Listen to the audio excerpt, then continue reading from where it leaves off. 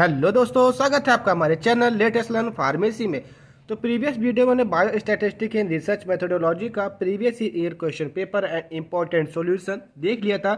आज के इस लेक्चर वीडियो में फार्मास्यूटिकल मार्केटिंग मैनेजमेंट जो सब्जेक्ट है आपका बीपी 803T जो कि इलेक्टिव सब्जेक्ट है, इंपॉर्टेंट क्वेश्चन है। सबसे ज़्यादा वोटिंग इसी को मिली, इसलिए इसका वीडियो बनाया जा रहा है। पहले उसका जो प्रीवियस ईयर का क्वेश्चन पेपर है और साथ ही साथ में कुछ इंपॉर्टेंट क्वेश्चन कैसे सॉल्यूशन देंगे और इन वेरी इजी लैंग्वेज। ऐसा नहीं कि आपकी किताब की लैंग्वेज में बताया जाएगा, बस आप जैसे मार्केट जाते हैं, मार्केटिंग में क्या करते हैं, उसी कॉन्सेप्ट को फॉलो करते हुए हर एक क्वेश्चन को यहाँ पे सॉल्व किया जाएगा। तो सबसे पहले आते हैं अपने 10 नंबर के क्वेश्चन में, जो कि आपका टोटल 3 क्वेश्चन रहते हैं, जिसमें करना रहता है 2। तो जो पहला क्वेश्चन है क्या, discuss the various factor of marketing environment which impact the organisational success. देखिए, ये जो क्वेश्चन है इसमें आपको फैक्टर ऑफ मार्केटिंग एनवायरनमेंट पूछ रहा है, लेकिन इस क्वेश्चन में जो मैंने आंसर दिया हुआ है उसको अगर आपको पूछता है कि discuss the marketing environment with इस टाइप, उसके टाइप के साथ में सक्सेसफुल ऑर्गेनाइजेशन के बारे में पूछता है, तब भी आप सेम आंसर कॉपी पेस्ट कर सकते हैं, कोई दिक्कत नहीं है। तो स्टार्ट करते हैं। सबसे पहले बात करें मार्केटिंग क्या है। सिंपल सा अगर एक टर्म हम समझना चाहें, किसी भी कंपनी के प्रोडक्ट को मार्केट के अंदर उसके विषय में जानकारी देना, चाहे वो कस्टमर हो, चाहे वो कंज्यूमर हो, चाहे वो डॉक्टर हो, चाहे प्रिस्क्राइबर हो, कोई भी हो, या एनीबॉडी रिटेलर हो या डिस्ट्रीब्यूटर हो, this is known as a marketing. Simple सा कहने का मतलब क्या है, मार्केटिंग एक ऐसी प्रोसेस है जिसमें एक व्यक्ति के द्वारा एक कंपनी के प्रोडक्ट या सर्विस को किसी दूसरे व्यक्ति के सामने प्रकट किया जाता है या प्रदर्शन किया जाता है।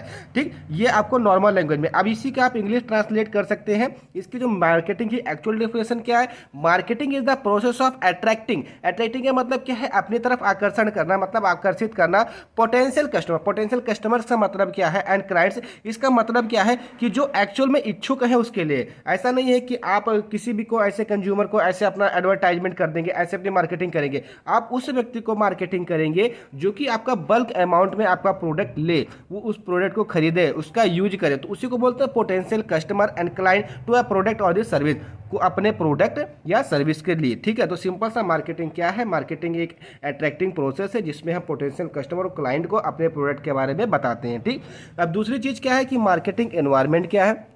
देखिए, एनवायरनमेंट का मतलब सिंपल से समझिए वातावरण। देखिए, जो मार्केटिंग का वातावरण है वो किस टाइप से आप फेस आउट कर सकते हैं। तो जो मार्केटिंग एनवायरनमेंट रिफर करता है क्या, एक्सटर्नल फैक्टर और फोर्सेस, जिसको हम फैक्टर या फोर्सेस दोनों कर सकते हैं, that affect the company's ability to develop and maintain the successful relationship with target customer. Simple से कहने का मतलब क्या है, मार्केटिंग एनवायरनमेंट का मतलब क्या है कि जो आपका टारगेट कस्टमर है और जो आपका कंपनी है, उन दोनों के बीच में एक एबिलिटी डेवलप करना कि सक्सेसफुल रिलेशनशिप बना रहे, मतलब कि कस्टमर आपका सामान ही खरीदे। उसको क्या बोलते हैं, मार्केटिंग एनवायरनमेंट। मतलब एक अच्छा एनवायरनमेंट तैयार कर देना कस्टमर के बीच में उस कंपनी के प्रति, जिससे कि वो कस्टमर आपका प्रोडक्ट खरीदे, इसी को क्या बोलते हैं, मार्केटिंग एनवायरनमेंट। अब यहाँ पर आता है factor that impact marketing environment. देखिए, अगर आपसे यहाँ पे इसके वेरियस टाइप से पूछे जाते हैं तो कुछ नहीं करना है, आपको माइक्रो एनवायरनमेंट और मैक्रो एनवायरनमेंट और साथ में एक हेडिंग और बढ़ा देना है, इंटरनल एनवायरनमेंट। ठीक है ना, अगर वेरियस एनवायरनमेंट के बारे में पूछता है तो आपको एक हेडिंग और बढ़ा देना है, उस हेडिंग का नाम क्या है, इंटरनल एनवायरनमेंट,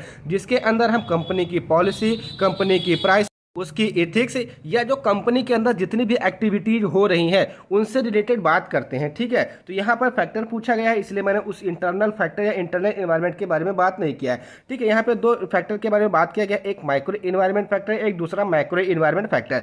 तो माइक्रो एनवायरनमेंट फैक्टर क्या है, it include all the factor related with operation of business and influence its function. कहने का मतलब क्या है कि बिजनेस से रिलेटेड जितने भी ऑपरेशन है वो माइक्रो एनवायरनमेंट के अंतर्गत आते हैं। एंड मैक्रो एनवायरनमेंट क्या आता है, include all those factors that related outside of organization and cannot be control। कहने का मतलब क्या है, जैसे कोई कस्टमर आपको क्या फीडबैक दे रहा है, वो आपके कंट्रोल में तो नहीं, उसको अच्छा लगा तो वो अच्छा फीडबैक देगा, बुरा लगा तो बुरा फीडबैक देगा। ठीक है ना, वो आउटसाइड ऑफ द ऑर्गेनाइजेशन है। आपका जो सेल्स रिप्रेजेंटेटिव है कैसे रिप्रेजेंट कर रहा है उस प्रोडक्ट को आपके कस्टमर के सामने, ये भी एक कंपनी के हाथ में नहीं है, उस जो सेल्स मैनेजर है या जो सेल्स रिप्रेजेंटेटिव है उसके अंतर्गत में है। तो इसको लिए बोला गया क्या, मैक्रो एनवायरनमेंट फैक्टर। अब इसके अलग अलग फैक्टर्स हैं, जैसे मैक्रो एनवायरनमेंट के जैसे अगर कंपनी का टैक्स बढ़ गया या दूसरी गवर्नमेंट आ गई या लीगल या टेक्नीशियन रिलेटेड कोई प्रॉब्लम आ गई, तो ये मैक्रो एनवायरनमेंट फैक्टर में आते हैं। अभी चल के एक एक चीज के बारे में डिस्कस करते हैं हम।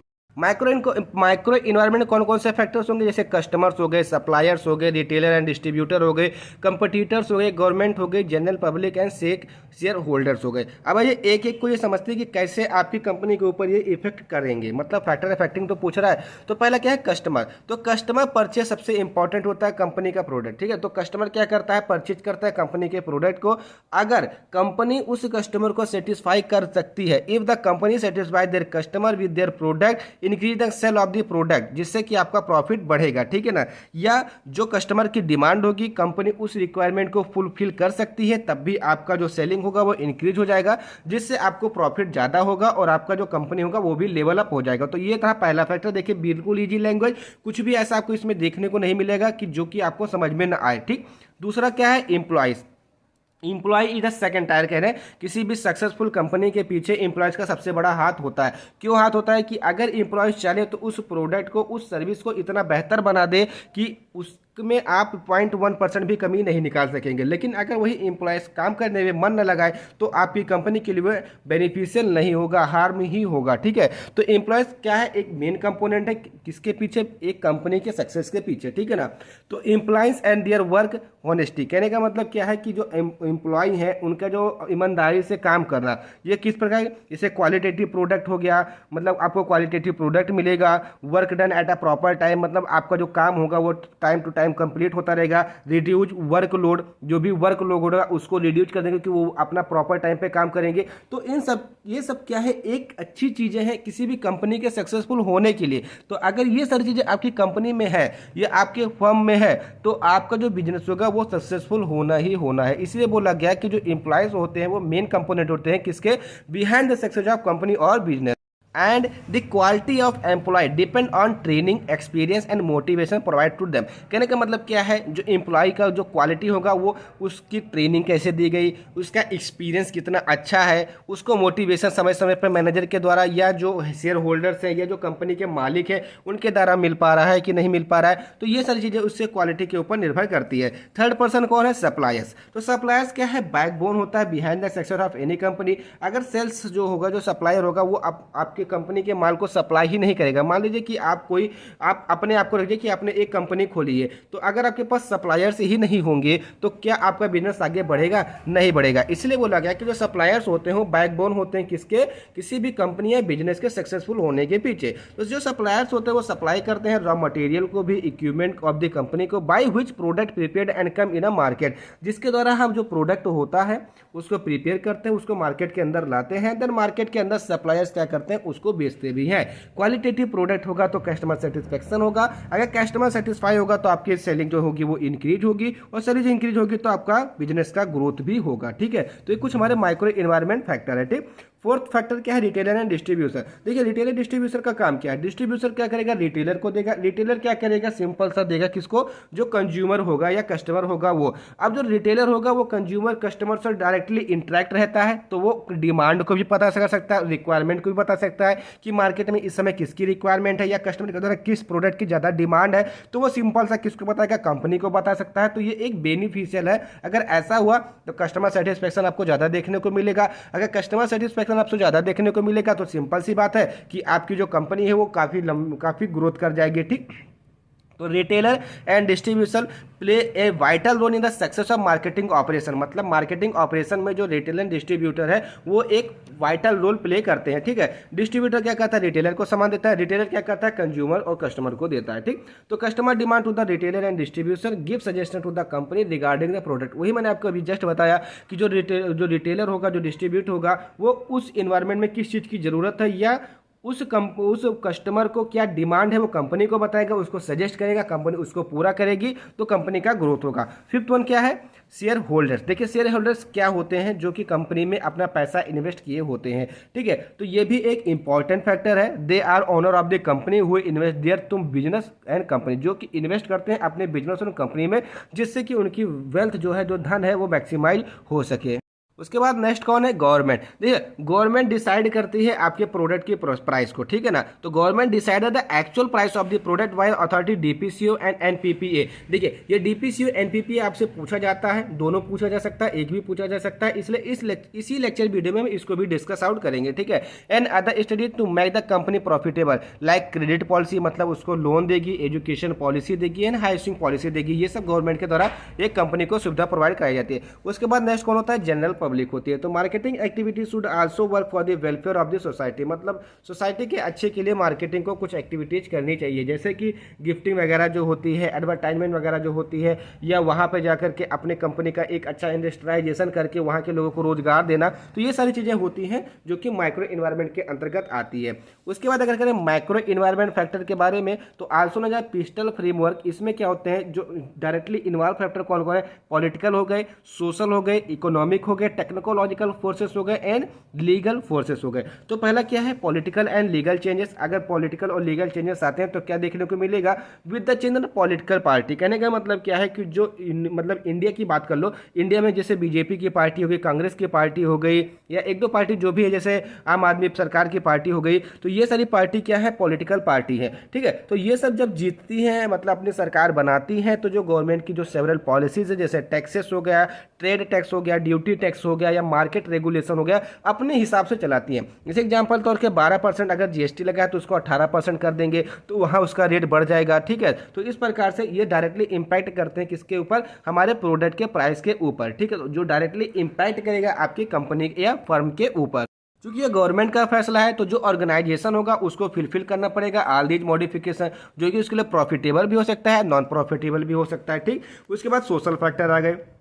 अब सोशल फैक्टर के बारे में बात करें तो organisation operate their business in the society and its organisation company. कहने का मतलब क्या है, जो ऑर्गेनाइजेशन होगा वो अपने बिजनेस को उस सोसाइटी में क्या करेगा, ऑपरेट करेगा, ठीक है ना। और उसके जो ऑर्गेनाइजेशन कंपनी होगा, responsibility to must follow the marketing practices that do not harm the sentiments of the people. और उनको ऐसा मतलब उनकी ये रिस्पॉन्सिबिलिटी बनती है कि किसी भी मार्केट में जो भी आप प्रैक्टिस वगैरह करवा रहे हैं, उससे किसी प्रकार की किसी भी पीपल को उसके सेंटिमेंट को कोई इफेक्ट ना पहुंचे, या कोई भी उसको ऐसी अनएक्चुअल एक्टिविटी या कुछ भी ऐसी चीज ना हो जिससे कि उसको नुकसान हो या उसके ह्यूमन राइट्स के अंतर्गत ना आता हो, ठीक है ना। इसका मतलब क्या है कि आप अपनी मार्केटिंग वहीं तक सीमित रखिए जहां तक कि दूसरे के मामले में टांग ना अड़ाएं, ठीक। उसके बाद क्या है, companies also invest in a welfare for general public, should be construction public conveyance, park, sponsoring, education, ETC. ये सब नॉर्मल मैंने आपको जस्ट बताया था, ठीक। इकोनॉमिक फैक्टर क्या होता है, एनी कंपनी और बिजनेस ऑपरेट बाय इकोनॉमी, मतलब कोई भी कंपनी होगा, कोई भी बिजनेस होगा, उसको हम इकोनॉमी के द्वारा ही, अगर आपके पास पैसा ही नहीं होगा तो आप किसी भी कंपनी किसी भी बिजनेस को नहीं कर सकते हैं, ठीक है ना। अब वो बात अलग है कि भाई आप 10-12 रुपये या 200-250 रुपये लेकर चाय की दुकान खोल लो, उसके बाद फिर आप धीरे धीरे आगे बढ़ो, तो एज अ क्या है छोटे लेवल से, वो अलग चीज़ है। लेकिन हम बात करते हैं किसी भी कंपनी किसी भी बिजनेस की, तो वो हायर इन्वेस्टमेंट मांगता है। तो अगर आपकी इकोनॉमी नहीं है तो आप बिजनेस और अपनी कंपनी नहीं खड़ी कर सकते हैं। एंड दीज में affected by different up and down phases, और जो ये आपकी कंपनी होगी, इकोनॉमिक जो फैक्टर होगा वो आपको समय समय पर उसमें उतार चढ़ाव देखने को मिलेगा। एंड टेक्निकल फैक्टर क्या है, technology is achieving advance day by day, मतलब जो टेक्नोलॉजी है वो डे बाय डे बढ़ती जा रही है, एडवांस होती जा रही है। Hence the organisation should be updated for better approaches to the customer, ठीक है। तो ये हमारे क्या है, टेक्नोलॉजिकल फैक्टर हो गया।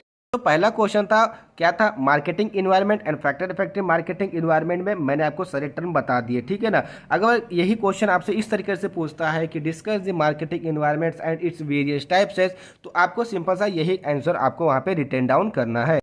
उसके बाद नेक्स्ट क्वेश्चन क्या है, elaborate the various stages of the product life cycle, मतलब इसमें प्रोडक्ट लाइफ साइकिल के बारे में जितने भी स्टेजेस है उसको बताना है।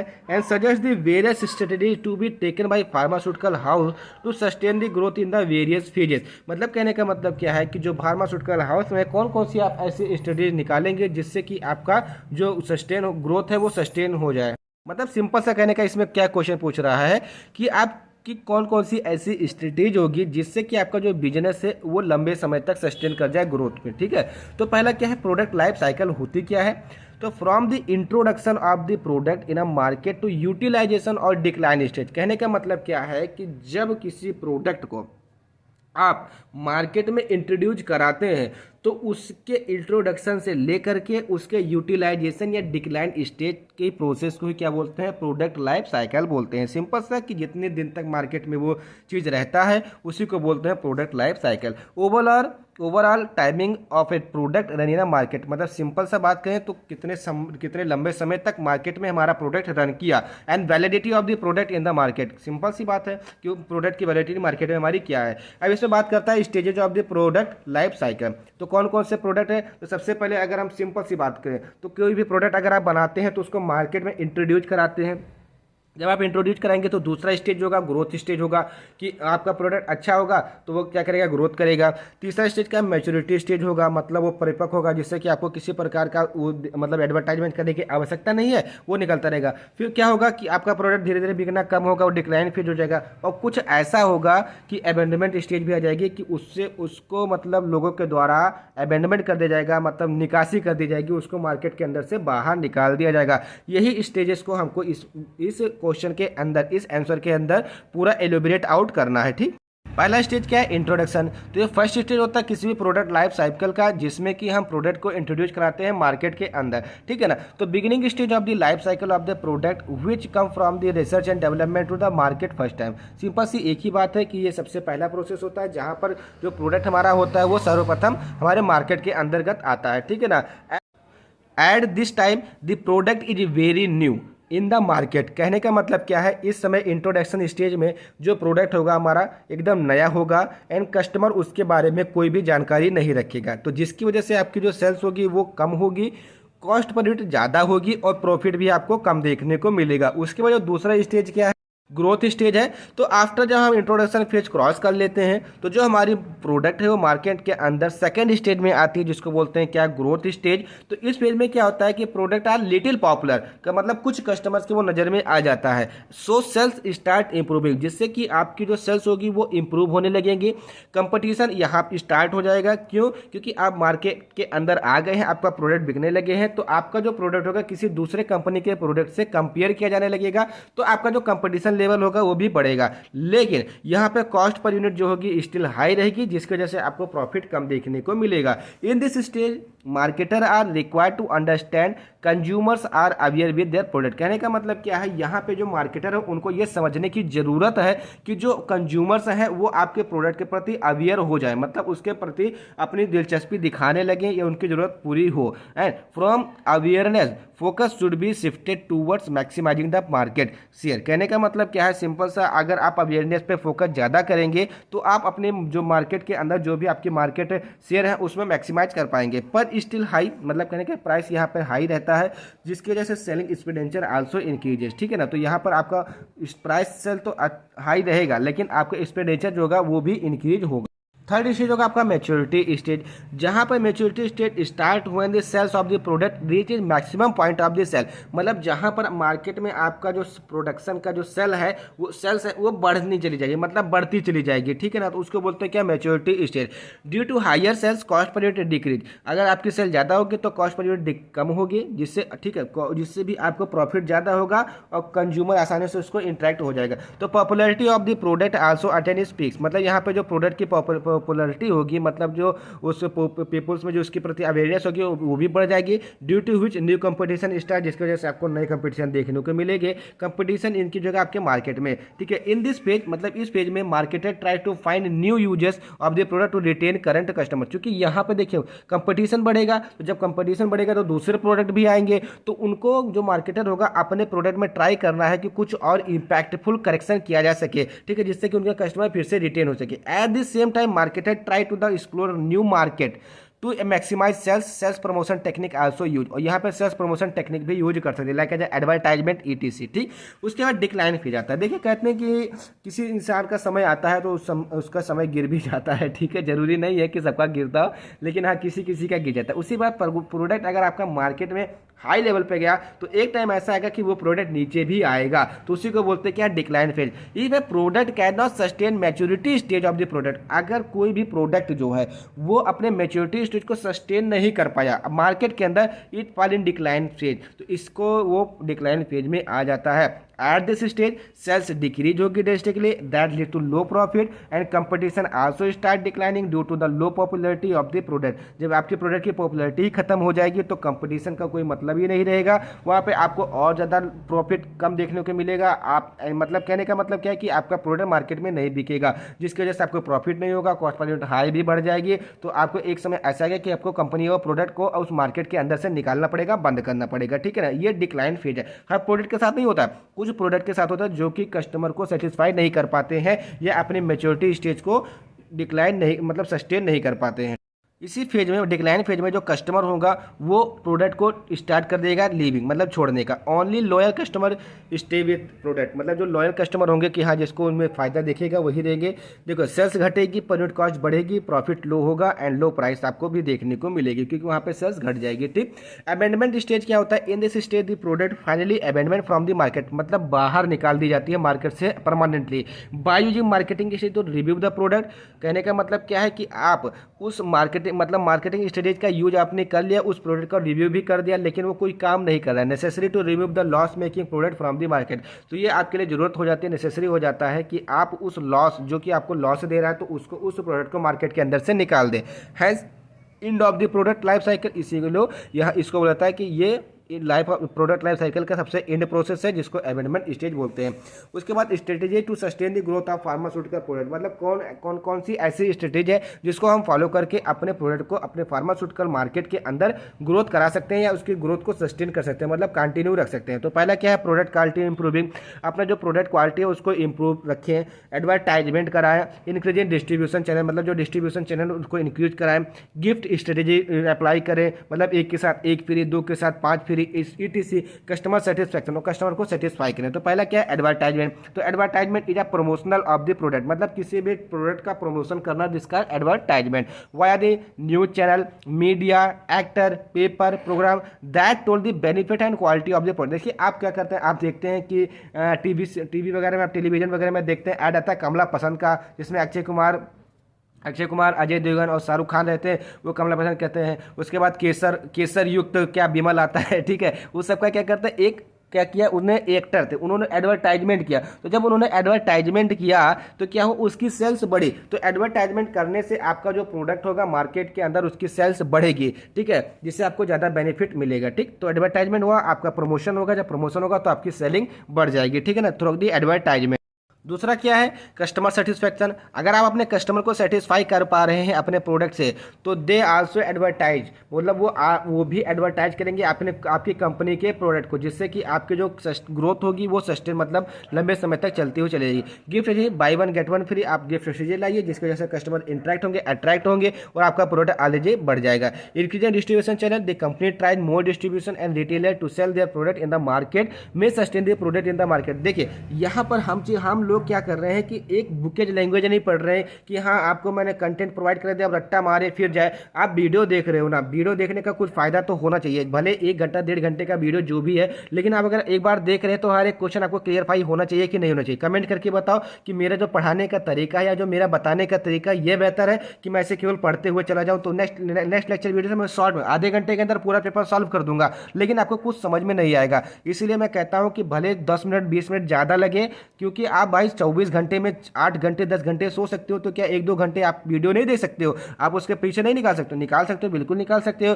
तो अच्छे से समझो, अच्छे से पढ़ो, जो करना है अच्छे से करो, ठीक है। तो आइए नेक्स्ट क्वेश्चन के ऊपर आते हैं। थोड़ा ज़्यादा मोटिवेशन हो गया, कोई दिक्कत नहीं है, इससे आपका थोड़ा हंसी मनोरंजन भी हो जाएगा। सेकंड क्वेश्चन क्या है, थर्ड क्वेश्चन क्या है, enumerate the various channel of the distribution the pharmaceutical marketing. देखिए फार्मास्यूटिकल मार्केटिंग में वेरियस चैनल जो है उनके जो डिस्ट्रीब्यूशन चैनल है, जैसे रिटेलर हो गए, होलसेलर हो गए, ठीक है ना। उसके बाद में मतलब जैसे टेलीविजन वाले क्या करते हैं कि सिंपल सा डायरेक्ट फ़ोन मिलाते हो, आप एडवर्टाइजमेंट करते हैं, डायरेक्ट फ़ोन मिलाते हो और तुरंत वो आ जाता है आपके घर पर, डिलीवर हो जाता है। फ्लिपकार्ट, अमेजोन, ये सब क्या है, एक क्या है फार्मा मतलब एक डिस्ट्रीब्यूशन चैनल है क्या, उसी डिस्ट्रीब्यूशन चैनल को फार्मास्यूटिकल मार्केटिंग में डिस्कस करना है। तो आप सिंपल सा अंदाजा लगा सकते हैं कि आपको इसमें क्या क्या मतलब क्या क्या डिटेल में देना है। तो सिंपल सा जो भी आपके दैनिक जीवन में घट रहा है। कहने का मतलब क्या, जैसे अमेजॉन है, फ्लिपकार्ट है, रिटेलर है, होलसेलर है, कंपनी डायरेक्ट टू कस्टमर है, उसके बाद में टेलीविजन के माध्यम से आप क्या करते हैं मतलब प्रोडक्ट बुक करवाते हैं। तो ये सारी चीज़ें क्या है, एक डिस्ट्रीब्यूशन चैनल ही तो है।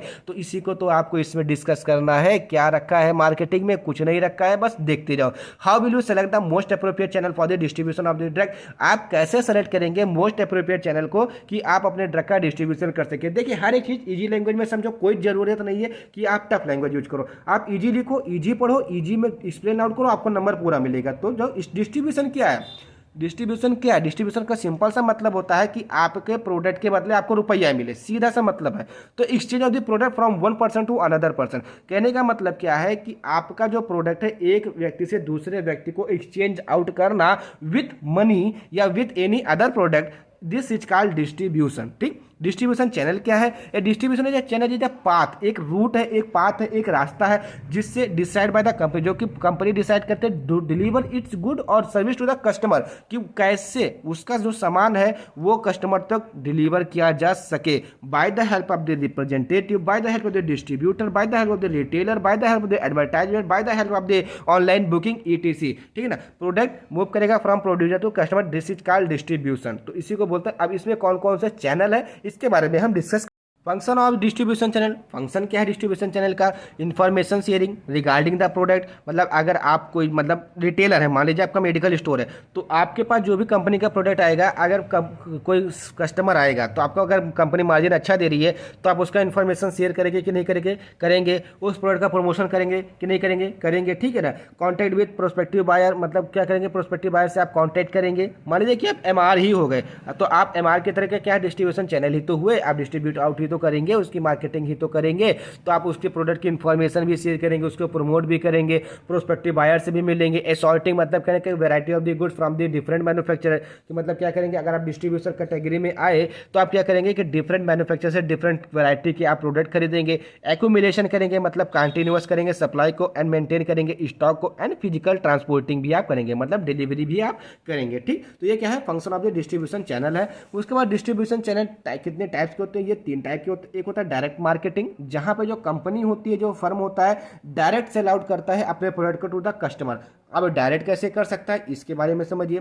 देखिए आप कभी कभी देखते होंगे कि बैग लेकर कुछ एमबीए वाले स्टूडेंट होंगे या कुछ ऐसे रिप्रेजेंटेटिव होते हैं जो डायरेक्टली क्या करते हैं कि आपके पास आते हैं और अपना प्रोडक्ट को बेचते हैं। या सिंपल माने कि अगर आप गांव में रहते हैं, आपने एक अपना फर्म डाला हुआ, तो डायरेक्ट आप एक ऑनर हो गए और आप डायरेक्ट सिंपल से देते हैं। जैसे आपकी दूध की डेयरी है, तो दूध की डेयरी है तो सिंपल से क्या है, आप ऑनर है, आपके पास भैंस लग रही, आप दूध सिंपल सा सेल कर रहे हैं। तो ये क्या है, डायरेक्ट मार्केट इजी लैंग्वेज में। उसी प्रकार से कोई कंपनी है वो अपने प्रोडक्ट को डायरेक्ट सेल कर रही है कस्टमर को, this is called direct method. उसके बाद इनडायरेक्ट मार्केटिंग चैनल में कंटेन वन और मोर इंटरमीडिएट, जैसे होलसेलर हो गया, रिटेलर हो गया, रिप्रेजेंटेटिव हो गया, etc. And mix type channel में कि जो कंपनी होगा intermediate involve in the product marketing selling, मतलब कंपनी भी अपना प्रोडक्ट सेल करेगी, साथ ही साथ में जो हमारा जो मतलब अदर पर्सन है जैसे रिटेलर होलसेलर होंगे वो भी हमारे प्रोडक्ट को सेल आउट करेंगे। ठीक है ना, इसमें घमंजा हो जाता है। ठीक, पहला क्या है, direct marketing channel. Direct marketing channel का मतलब क्या, कंपनी एंड प्रोड्यूसर और pharmaceutical company sells their product to the customer without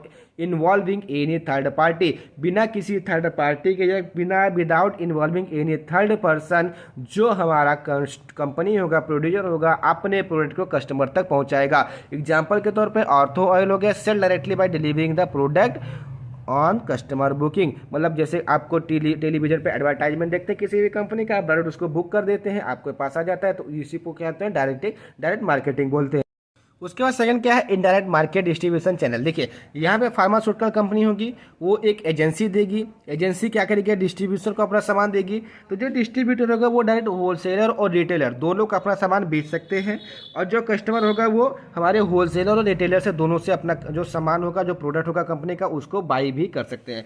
तो when a manufacturer take help of one और मोर मिडिलमैन, कहने का मतलब क्या है, जैसे कि होलसेलर हो गया, रिटेलर हो गया, डिस्ट्रीब्यूटर हो गया, एमआर हो गया, ठीक है ना, रिप्रेजेंटेटिव सेल्स मैनेजर हो गया, इन सब की सहायता से जब अपने प्रोडक्ट को मार्केट के अंदर बेचता है, and to move the good from the production place to the consumption place, कहने का मतलब क्या है कि जहां से प्रोड्यूस हो रहा है और जहां पे कंज्यूम हो रहा है उस प्लेस तक पहुंच जाता है। तो इसी चीज को हम क्या कहते हैं, इनडायरेक्ट मार्केटिंग डिस्ट्रीब्यूशन। तो इसमें क्या है, फार्मास्यूटिकल कंपनी हो गई पहली, जैसे they are production unit also, who produce make the product and hire the middle man for move their goods. कहने का मतलब क्या है, जो फार्मास्यूटिकल कंपनी हो गई जैसे वो क्या करेगी, हायर करेगी किसी थर्ड पर्सन को जिससे कि वो मार्केट में अपना प्रोडक्ट आउट कर सके। ठीक है, एजेंसी फ्रेंचाइजी हो गई, company given franchisee to the individual person to sell their product. मतलब क्या करेगी, जो कंपनी होगी वो क्या करेगी, एक फ्रेंचाइजी देगी किसको, इंडिविजुअल पर्सन को, जिससे कि वो आपका जो प्रोडक्ट होगा उसको सेलिंग करे। होल सेलिंग इंटरमीडिएट्स और होलसेलर, कहने का मतलब क्या है, wholesaler purchase product in a bulk. कहने का मतलब जो होलसेलर होगा वो बल्क में प्रोडक्ट को सेल मतलब परचेज करेगा and store it until they can resale it. जब तक स्टोर रखेगा मतलब स्टोर करेगा जब तक कि वो इसको रीसेल ना कर दे। Wholesaler generally sell the product they have purchase to the other intermediate usually retailer. कहने मतलब क्या है, जो होलसेलर होगा वो क्या करेगा, अदर इंटरमीडिएट को अपना प्रोडक्ट बेचेगा। ठीक, इसमें होलसेलर का रोल क्या है, buying and assembling, selling and dispensing, storage, advertisement, grading and financing etc क्या है, होलसेलर का एक रोल है। ठीक है ना। उसके बाद रिटेलर आते हैं। ठीक है, रिटेलर क्या है, retailer buy goods from the wholesaler and sells them directly to the consumers. मतलब क्या, जो रिटेलर होंगे वो होलसेलर से जो भी सामान होगा उसको खरीदेंगे, देन वो डायरेक्टली बेचेंगे कस्टमर्स को या कंज्यूमर्स को। ठीक है, he act as a direct link between the wholesaler and consumer. कहने का मतलब क्या है, डायरेक्ट लिंक होते हैं किसके, कंज्यूमर और होलसेलर के बीच का। तो इनका रोल क्या है, wide choice to the customer. कहने का मतलब क्या है, इनके पास कस्टमर की वाइड चॉइस होती है। Availability of the good in the small quantities, मतलब क्या है कि जो भी प्रोडक्ट है उसकी अवेलेबिलिटी इनके पास ज़्यादा क्वांटिटी में नहीं होती है, ज़्यादा क्वांटिटी में किसके पास, होलसेलर के पास होती है। ये होम डिलीवरी कर सकते हैं एंड क्लोज इंटरेक्शन होता है किससे, कस्टमर के साथ में। ठीक है ना। उसके बाद थर्ड प्रोसेस क्या है, combination both direct and indirect channel distribution. जैसे कि प्रोडक्शन आपने किया, सेल करें, आप कस्टमर को भी दे रहे हैं और सेलर को, होलसेलर को भी दे रहे हैं, होलसेलर रिटेलर को दे रहा है, देन वो कस्टमर को दे रहे हैं। तो इसका मतलब क्या है, कंपनी डायरेक्टली इन्वॉल्व है, वो अपना प्रोडक्ट डायरेक्ट कस्टमर को भी बेच रही है और होलसेलर को भी बेच रही है। होलसेलर रिटेलर को दे रहा है, रिटेलर फिर किसको दे रहा है, कस्टमर को दे रहा है। ठीक, उसके बाद पूछा गया सिलेक्शन ऑफ अप्रोप्रिएट चैनल, मतलब आप कैसे अप्रोप्रिएट चैनल का सिलेक्शन करेंगे अपने प्रोडक्ट के लिए। तो क्या क्या क्वालिटी होनी चाहिए एक गुड सेलर के अंदर कि वो अप्रोप्रिएट चैनल बन सके। पहला क्या है, मेक वाइडली अवेलेबल गुड्स। कहने का मतलब क्या है, वो उस जो गुड्स जो प्रोडक्ट हो उसको वाइडली अवेलेबल रखे हमेशा के लिए। एक्सपर्ट इन सेलिंग, मतलब सेलिंग में एक्सपर्ट होना चाहिए। And identify the demand and need to the population, और लोगों की क्या चाहत है, क्या डिमांड है, क्या जरूरत है, इसको आइडेंटिफाई करें। एक्सपीरियंस होना चाहिए एंड कॉन्टैक्ट इन मार्केट, और मार्केट के अंदर उसका कॉन्टैक्ट अच्छा खासा होना चाहिए। ठीक है ना। These all qualities required for the channel distribution, ये जो सारी क्वालिटीज है वो एक चैनल डिस्ट्रीब्यूशन के लिए जरूरी है।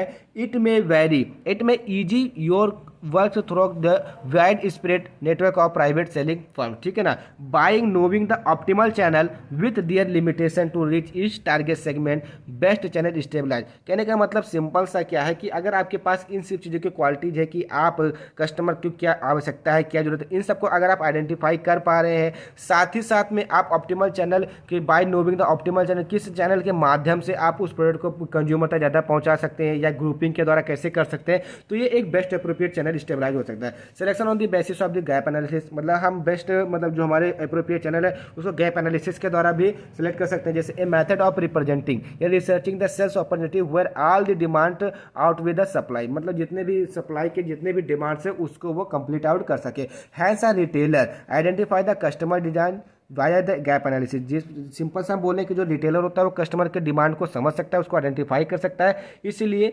उसी चीज़ को जो मतलब एक रिटेलर के द्वारा एक कस्टमर के डिमांड को जानना ही क्या कहलाते हैं, गैप एनालिसिस कहलाती है। ठीक है ना। तो अगर हम यो बोले कि retail is the most appropriate channel for the distribution of the pharmaceutical product, तो गलत नहीं होगा, क्योंकि वो ए टू जेड जानेगा कस्टमर को क्या चाहिए, उस प्रोडक्ट की क्या क्वालिटी है, क्या नहीं है, उसके इन्फॉर्मेशन, उसका सेलेक्शन, ईटीसी हर एक जानकारी उसके पास होनी चाहिए। क्योंकि जो रिटेलर होता है उसके पास अवेलेबल होता है प्रोडक्ट, एक्सपर्ट होता है सेलिंग में, क्योंकि वो डिस्ट्रीब्यूटर तो केवल एक प्रोडक्ट को सेल करता है ना, लेकिन जो रिटेलर होता है वो कई सारे प्रोडक्ट को जो सेलिंग में एक्सपर्ट होगा, कस्टमर के नीड और जो भी उसका डिमांड होगा उसको होगा, एक्सपीरियंस भी होगा, एंड कॉन्टैक्ट इन मार्केट में भी उसका कॉन्टैक्ट मार्केट में ज़्यादा से ज़्यादा होगा। तो ये था आपका 10 नंबर के 3 क्वेश्चन जिसको मैंने सॉल्व आउट कराए। अब आता है अपने 7 नंबर के क्वेश्चन। उसके बाद आता है आपका सेक्शन सी, जो कि 7 नंबर का रहता है। इसमें आपके 7 क्वेश्चन रहते हैं, करने रहते हैं 5। ठीक है, तो स्टार्ट करते हैं। देखिए यहाँ पे 5 क्वेश्चन है, 7 क्वेश्चन आपको सॉल्व मिलेगा, वीडियो पूरा देखना, कहीं भी स्किप मत करना है। पहला क्वेश्चन क्या है, explain the various factor influencing consumer behaviour, मतलब कंज्यूमर बिहेवियर को कौन कौन से ऐसे फैक्टर्स हैं जो कि इन्फ्लुएंस आउट करेंगे। तो सबसे पहले बात करें कंज्यूमर बिहेवियर है क्या एक्चुअल में। तो consumer behaviour study of individuals और ए ग्रुप और organisation and all the activities associated with the purchase, use and disposal of the good and services. कहने का मतलब क्या है कि जैसे आप हैं या कोई ग्रुप है या कोई ऑर्गेनाइजेशन है, ठीक है ना, वो क्या है कुछ सामान खरीदने जा रहा है। जैसे कंज्यूमर कौन होता है, कंज्यूमर और कस्टमर में अंतर पहले समझ लीजिए। कस्टमर एक इंडिविजुअल पर्सन होता है, जबकि जो कंज्यूमर्स होते हैं वो ग्रुप हो सकते हैं, कोई मल्टीनेशनल कंपनी हो सकती हैं, ऑर्गेनाइजेशन हो सकते हैं, ये सारे हो सकते हैं। तो जो कंज्यूमर बिहेवियर क्या है, is the study of individuals और ग्रुप्स और organisation and all the activities associated with the purchase. मतलब किसी चीज़ को, सामान को खरीदने के लिए उसके पहले जितनी सारी प्रोसेस की जाती है वो कंज्यूमर के बिहेवियर के ऊपर डिपेंड करता है। Use and disposal of the goods and the services, ठीक है ना। उसके बाद में अगर हम फैक्टर के बारे में, तो यहाँ पे फैक्टर पूछा है, तो फैक्टर हमारे कितने हैं यहाँ पे, टोटल 5 फैक्टर है। पहला क्या है, सोशल फैक्टर है, दूसरा क्या है, कल्चर फैक्टर है, थर्ड क्या है, इकोनॉमिक फैक्टर है, फोर्थ क्या है, पर्सनल फैक्टर है, वही फिफ्थ क्या है आपका, साइकोलॉजिकल फैक्टर है। तो जो सोशल फैक्टर है वहाँ पे 2 टाइप के हैं, एक फैमिली एंड एक रोल एंड स्टेटस। कहने का मतलब क्या है, फैमिली के आधार पे, जैसे आपकी फैमिली ने कहा कि ये ब्रांड अच्छा है, ठीक, तो आप उसी ब्रांड की तरफ जाएंगे। वहीं रोल स्टेटस आपका कहने का मतलब आपने स्टेटस के आधार पे खरीदेंगे, मतलब भैया ये प्रोडक्ट ब्रांडेड है तो यही हमको चाहिए और दूसरा कोई चाहिए नहीं, मतलब अपनी वहाँ पे स्टेटस को एकदम जान लगा देंगे, ठीक है ना। तो इसको क्या बोलेंगे आप, इसमें आएगा सोशल फैक्टर में आएगा।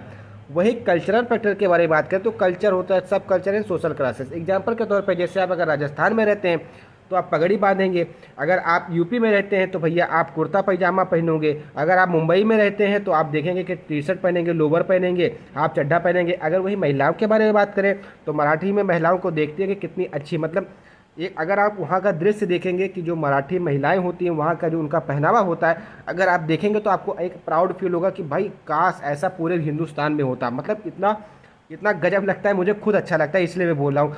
जो भी मुंबई वासी हैं, मेरे वीडियो देख रहे हैं, अगर समझ रहे हैं तो आप समझ सकते हैं कि मैं क्या कहने की कोशिश कर रहा हूँ। तो कल्चर फैक्टर भी निर्भर करता है कि आप सामान को कैसे बाई करेंगे। थर्ड क्या है, इकोनॉमिक फैक्टर। पॉवर्टी मतलब गरीबी, मान लीजिए कि आप गरीबी में जी रहे हैं तो आप सस्ते सामान खरीदेंगे, ब्रांडेड की तरफ नहीं जाएंगे। तो ये सारी कुछ प्रोसेस है जो कि कंज्यूमर बिहेवियर को इफेक्ट करती हैं। पर्सनल फैक्टर जैसे एज हो गया, जैसे अगर आप मान लीजिए कि छोटे बच्चे हैं तो आप क्या करेंगे, खिलौना मांगेंगे। वही आप थोड़े बड़े हो जाएंगे, मतलब 10-12 साल के हो जाएंगे तो आप रिमोट कंट्रोल वाली कार वगैरह मांगने लगेंगे। वही 18-20 साल के हो जाएंगे तो आप खेलने, मतलब बाइक चाहिए, मोटरसाइकिल चाहिए, कार चाहिए। वही आप जब बूढ़े हो जाएंगे तो आपको गीता पढ़ने के लिए चाहिए, रामायण पढ़ने के लिए चाहिए, आराम के लिए बेड चाहिए। तो इसे पर्सनल फैक्टर के ऊपर निर्भर करता है कि आप क्या खरीदने वाले हैं, ठीक है ना। साइकोलॉजिकल फैक्टर जैसे मोटिवेशन, किसी प्रोडक्ट के द्वारा आपको मोटिवेट कर देगा कि हाँ भैया ये प्रोडक्ट बहुत बढ़िया। जैसे हैंड वॉच आती है तो कई टाइप की होती है भाई, एक डिजिटल स्मार्ट घड़ी, मेरे पास तो फिलहाल अभी नहीं है कोई भी, लेकिन मैं बता रहा हूँ मोटिवेशन के आधार पे। जैसे किसी ने कह दिया कि भाई बोल्ट की जो घड़ी है वो बहुत बेहतरीन है, बहुत गजब है। अब मेरे मन में लालच आ गई, मतलब मुझे मोटिवेट हो गया, हाँ भाई मुझे भी लेनी है, लेकिन मेरे जेब में पैसा नहीं है, वो मेरी क्या है, पॉवर्टी है। और मोटिवेशन करके मैंने उस सामान को खरीद लिया, वो क्या है, साइकोलॉजिकल फैक्टर है। परसेप्शन हो गया, लर्निंग हो गया, मतलब लर्निंग के आधार पर हम उसको खरीदेंगे। तो ये सब के साइकोलॉजिकल फैक्टर के अंतर्गत में आते हैं, ठीक। पहला फैक्टर समझते हैं क्या, social factor. Social factor influencing the consumer behaviour significantly. कहने का मतलब कि जो सोशल फैक्टर होता है वो कंज्यूमर के बिहेवियर को सिग्निफिकेंटली क्या करता है, अफेक्ट करता है। कैसे, द मेंबरशिप ग्रुप और reference group influence an individual social life. जैसे एग्जांपल के तौर पे आपकी फैमिली है, फैमिली क्या करती है भाई कि आप कोई से वह ब्रांड ले लीजिए, जैसे पतंजलि का ब्रांड ले लीजिए, कि आपके घर में क्या बोला कि पतंजलि ही हमारे घर में आएगा, दूसरा ब्रांड नहीं आएगा। तो जो आपके घर में बच्चा था वो बड़ा हुआ तो वो भी पतंजलि के ऊपर ही जाएगा। मान लीजिए कि अगर आपके पापा बोल्ट की घड़ी पहनते हैं, बोल्ट का ईयरबड यूज करते हैं तो आप भी बोल्ट का यूज करेंगे। अगर आपके पापा आईफोन यूज करते हैं तो आप भी आईफोन यूज करेंगे। क्यों, क्योंकि वो रेफरेंस हैं, मतलब वो आपको ऑलरेडी आपके घर में है, वो स्टेबलाइज हो चुके हैं। तो ये एक सोशल फैक्टर होता है, तो आप उसी कंपनी के सामान को खरीदेंगे। ये किस में आता है, सोशल फैक्टर में आता है। इसमें रेफरेंस ग्रुप हो सकते हैं, रिलेटिव्स हो सकते हैं, स्टेटस इन सोसाइटी हो सकते हैं, ठीक है ना। ये सारे जो फैक्टर्स हैं ये निर्भर करता है सोशल फैक्टर के ऊपर। इसे रेफरेंस ग्रुप, मैंने अभी आपको जस्ट बताया कि रेफरेंस ग्रुप जैसे आपके फादर आईफोन यूज करते हैं तो आप क्या करेंगे कि आप उसी चीज़ को यूज करेंगे, मतलब आपकी जो फीलिंग्स होगी, जो बिलाइफ होगा, जो बिहेवियर होगा उसके ऊपर ज़्यादा होगा, ठीक है ना। उसी चीज़ को क्या बोलते हैं, रेफरेंस ग्रुप बोलते हैं। देखिए ये जैसे समझा चुका हूँ, पढ़ने आप PDF से इसको पढ़ लीजिएगा, ठीक है ना। फैमिली क्या है, तो फैमिली कैसे, जैसे buyer behaviour is a strongly influenced by member of family, when families are make purchase decision consider the need of the all family members. कहने का मतलब कि जैसे आपके घर में शादी है तो शादी के लिए क्या कर रेमंड का कपड़ा खरीदने गए, तो जो फैमिली कहेगी कि हाँ भैया पूरे घर वालों के लिए पीले कपड़े में रेमंड का कपड़ा दिखाइए, तो पूरे घर वाले के लिए रेमंड में ही पीला कपड़ा लिया जाएगा। तो ये क्या हो जाएगा, एक फैक्टर हो जाएगा कंज्यूमर के बाइंग बिहेवियर के ऊपर, ठीक है ना। उसके बाद दूसरा क्या आता है, कल्चरल फैक्टर आता है। तो consumer behaviour deeply influenced by the cultural factor such as the bike culture, sub culture and social classes. अब कल्चर कैसे, जैसे एग्जांपल के तौर पे आपका सोसाइटी है, वहाँ पे धोती कुर्ता पहना जाता है तो आप धोती कुर्ता पहनोगे, ठीक है ना। अगर पगड़ी बांधी जाती है तो पगड़ी पहनोगे। अगर आपका 16 श्रृंगार किया जाता है तो 16 श्रृंगार करके आप बाहर निकलेंगे। तो एक कल्चर फैक्टर है भाई। तो कल्चर नॉर्म्स डिफाइन है व्हाट ए कंज्यूमर कैन और कैन नॉट बाई। मतलब कल्चर हमको ये बताता है कि आप क्या खरीद सकते हैं, क्या नहीं खरीद सकते हैं, ठीक है। जैसे दिवाली में पटाखे खरीदते हैं, तुम्हारे एक कल्चर है। दिवाली में दिया खरीदते हैं, तेल खरीदते हैं, दिया जलाते हैं, तो हमारा एक कल्चर है। तो उस समय उसकी क्या हो जाएगी, बढ़ोतरी होगी। तो हमको जरूरत के आधार पे हमको कभी क्या खरीदना, ये हमको कल्चर बताता है, ठीक है ना। Every individual has different set of the habit believes and principle. मतलब हर एक व्यक्ति के पास अपना अलग अलग हैबिट होती है, अपना अलग विश्वास होता है, अलग अलग आस्था होती है, अलग अलग सिद्धांत होता है, ठीक है ना। Develop by the family status and the background, जो कि उसके फैमिली बैकग्राउंड से डेवलप होती है, उसके फैमिली स्टेटस से, उसके बैकग्राउंड से हमारे अंदर वो चीज़ डेवलप होती है। वही जो हमारी हैबिट बन गई तो उसी चीज़ को हम अपने जीवन में उतारेंगे, उसी हिसाब से अपनी मार्केटिंग करेंगे। सब कल्चर हो गया, ये society compose of several sub culture who consider to the brand of the product. मतलब कि हमको इसी ब्रांड का चाहिए और कोई ब्रांड का नहीं चाहिए, तो वो सब कल्चर में जाता है, ठीक है ना। पर्सनल फैक्टर में जैसे decision and buying behaviour are obviously also influenced by the characteristic of the each consumer, like age age हो गया, ठीक है ना। वे ऑफ द लाइफ हो गया। एज कैसे, जैसे आप छोटे बच्चे हैं तो आपको दूसरा खरीदेंगे, आप थोड़े अब 20 साल के हो जाएंगे तो आप बाइक खरीदेंगे, आप 40 साल के हो जाएंगे तो आप देखेंगे कि हाँ कोई कार मिल जाए, जब 65 साल के हो जाएंगे तो बोलेंगे घर में एक बेड मिल जाए और पूजा पाठ के लिए सामान मिल जाए। तो पर्सनल फैक्टर के अंतर्गत में आ जाएगा, ठीक है ना। As and way of the life में जैसे consumer does not buy the same product और the same service at the 20 और 70। अभी मैं बोलूँ कि आपकी एज 20 है और आपके दादा की एज बाबा जो है उसकी 70 ईयर्स है, तो क्या आप और आपके बाबा दोनों सेम ही सामान खरीदोगे? कतई नहीं खरीदोगे। आप अगर बाइक खरीदोगे तो वो क्या बोलेंगे, भैया बाइक तो चला नहीं पाऊंगा इसलिए मुझको कार चाहिए, ठीक है ना। डिफरेंट प्रोडक्ट खरीदेंगे। Social value of the brand play important aspect in the marketing, like जब purchasing power and revenue, life style and personality ETC बहुत ही ज़्यादा निर्भर करता है कंज्यूमर बिहेवियर के ऊपर। उसके बाद फोर्थ वन क्या है, साइकोलॉजिकल फैक्टर। तो psychological behaviour categorise into the 4 type, like जब मोटिवेशन हो गया तो motivation develop the consumer for the purchasing behaviour. कहने का मतलब क्या है, किसी प्रोडक्ट के बारे में आपको मोटिवेट कर दिया गया, आपने जाकर उसको खरीद लिया, ठीक है ना।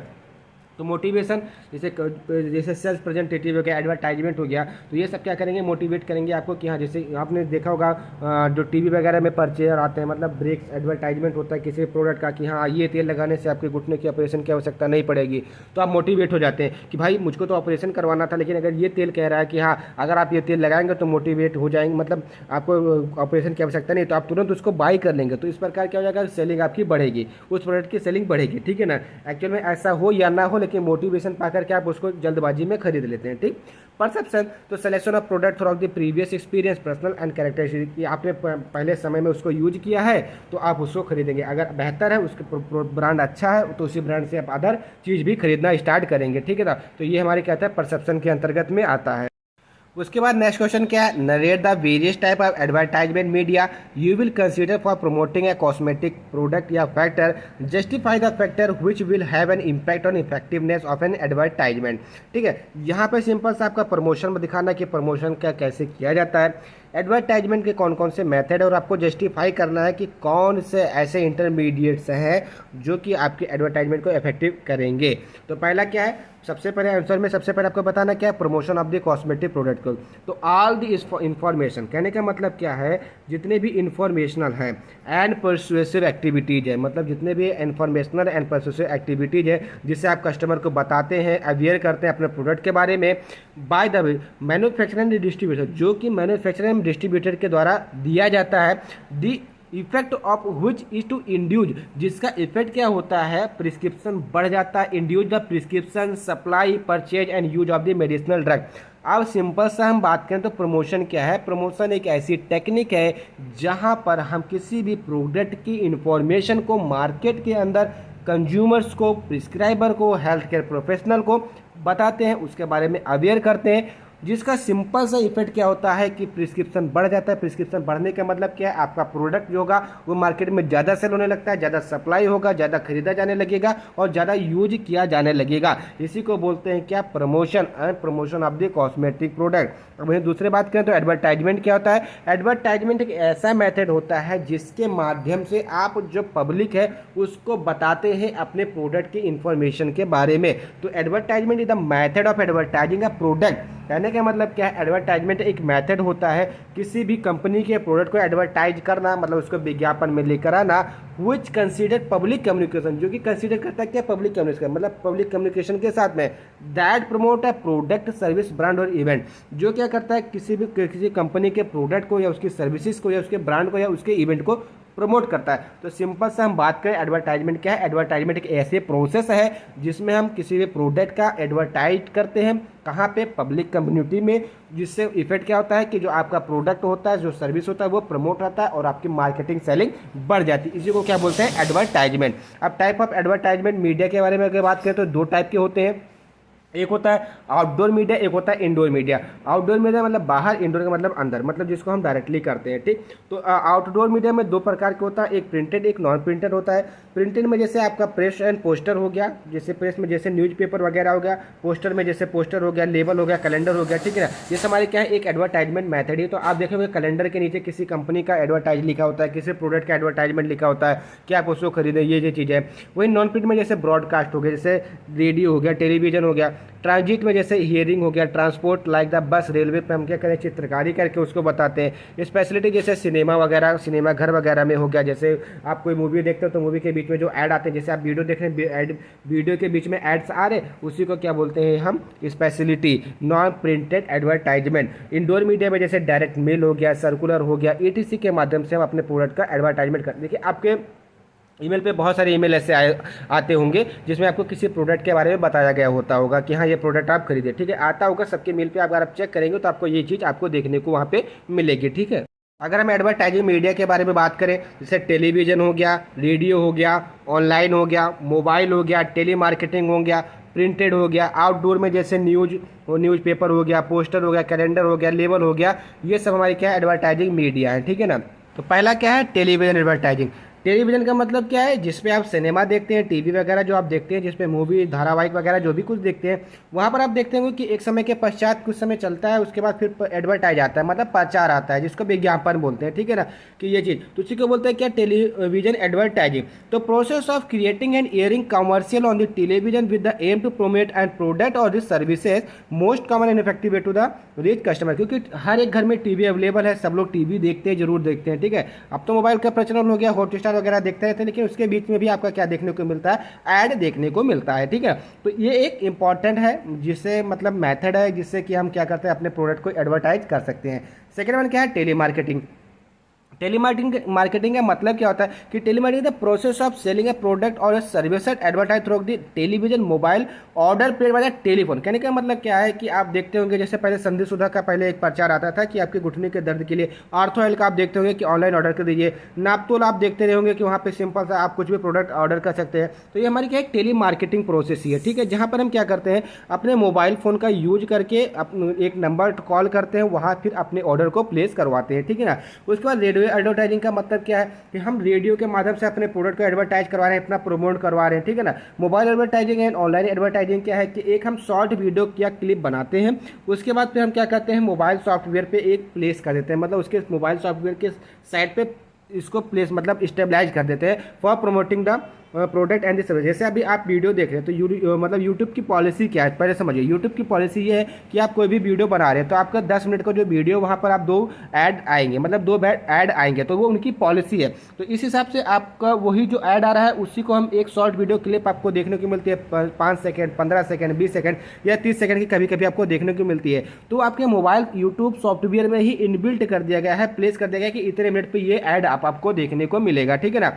और क्यों, ये ऐड क्या करता है, हमारे जो प्रोडक्ट होते हैं उसको प्रमोट करता है, जो सर्विसेज होते हैं उसको भी ये प्रमोट करता है, ठीक है।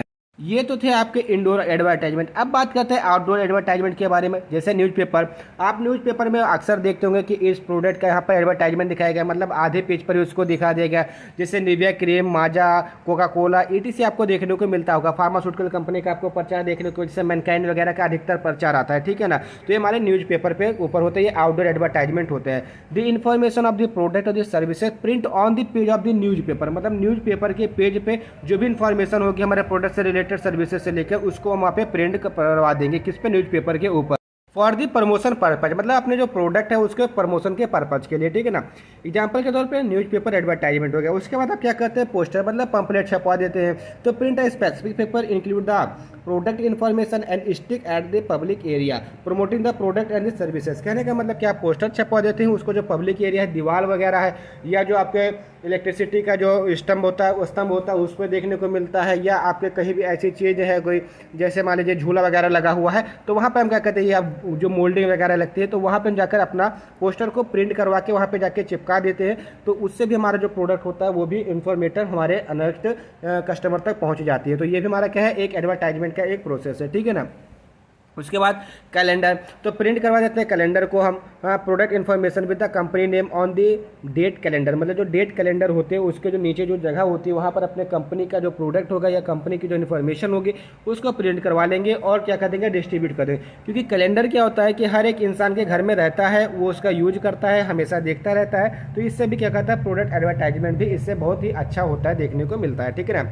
अब कुछ फैक्टर्स हैं जो कि इम्पैक्ट करते हैं एडवर्टाइजमेंट के ऊपर। कौन कौन से? जैसे इंटरेक्टिविटी, अगर आपकी इंटरेक्टिविटी अच्छी है, मतलब आप कस्टमर से ज़्यादा घुल मिल रहे हैं, आपका एडवर्टाइजमेंट इतना अच्छा है कि उससे इंटरेक्ट कर पा रहा है, तो आपकी जो सेलिंग होगी वो बढ़ जाएगी। टाइप ऑफ सेलिंग मैसेज, मतलब आप किस टाइप के सेलिंग मैसेज दे रहे हैं, मोटिवेट कर रहे हैं, परसेप्ट आउट कर रहे हैं, तो इसके बेसिस पे भी आपका जो प्रोडक्ट होगा वो ज़्यादा बिकने की या ज़्यादा अच्छा एडवर्टाइज होगा, ठीक है ना।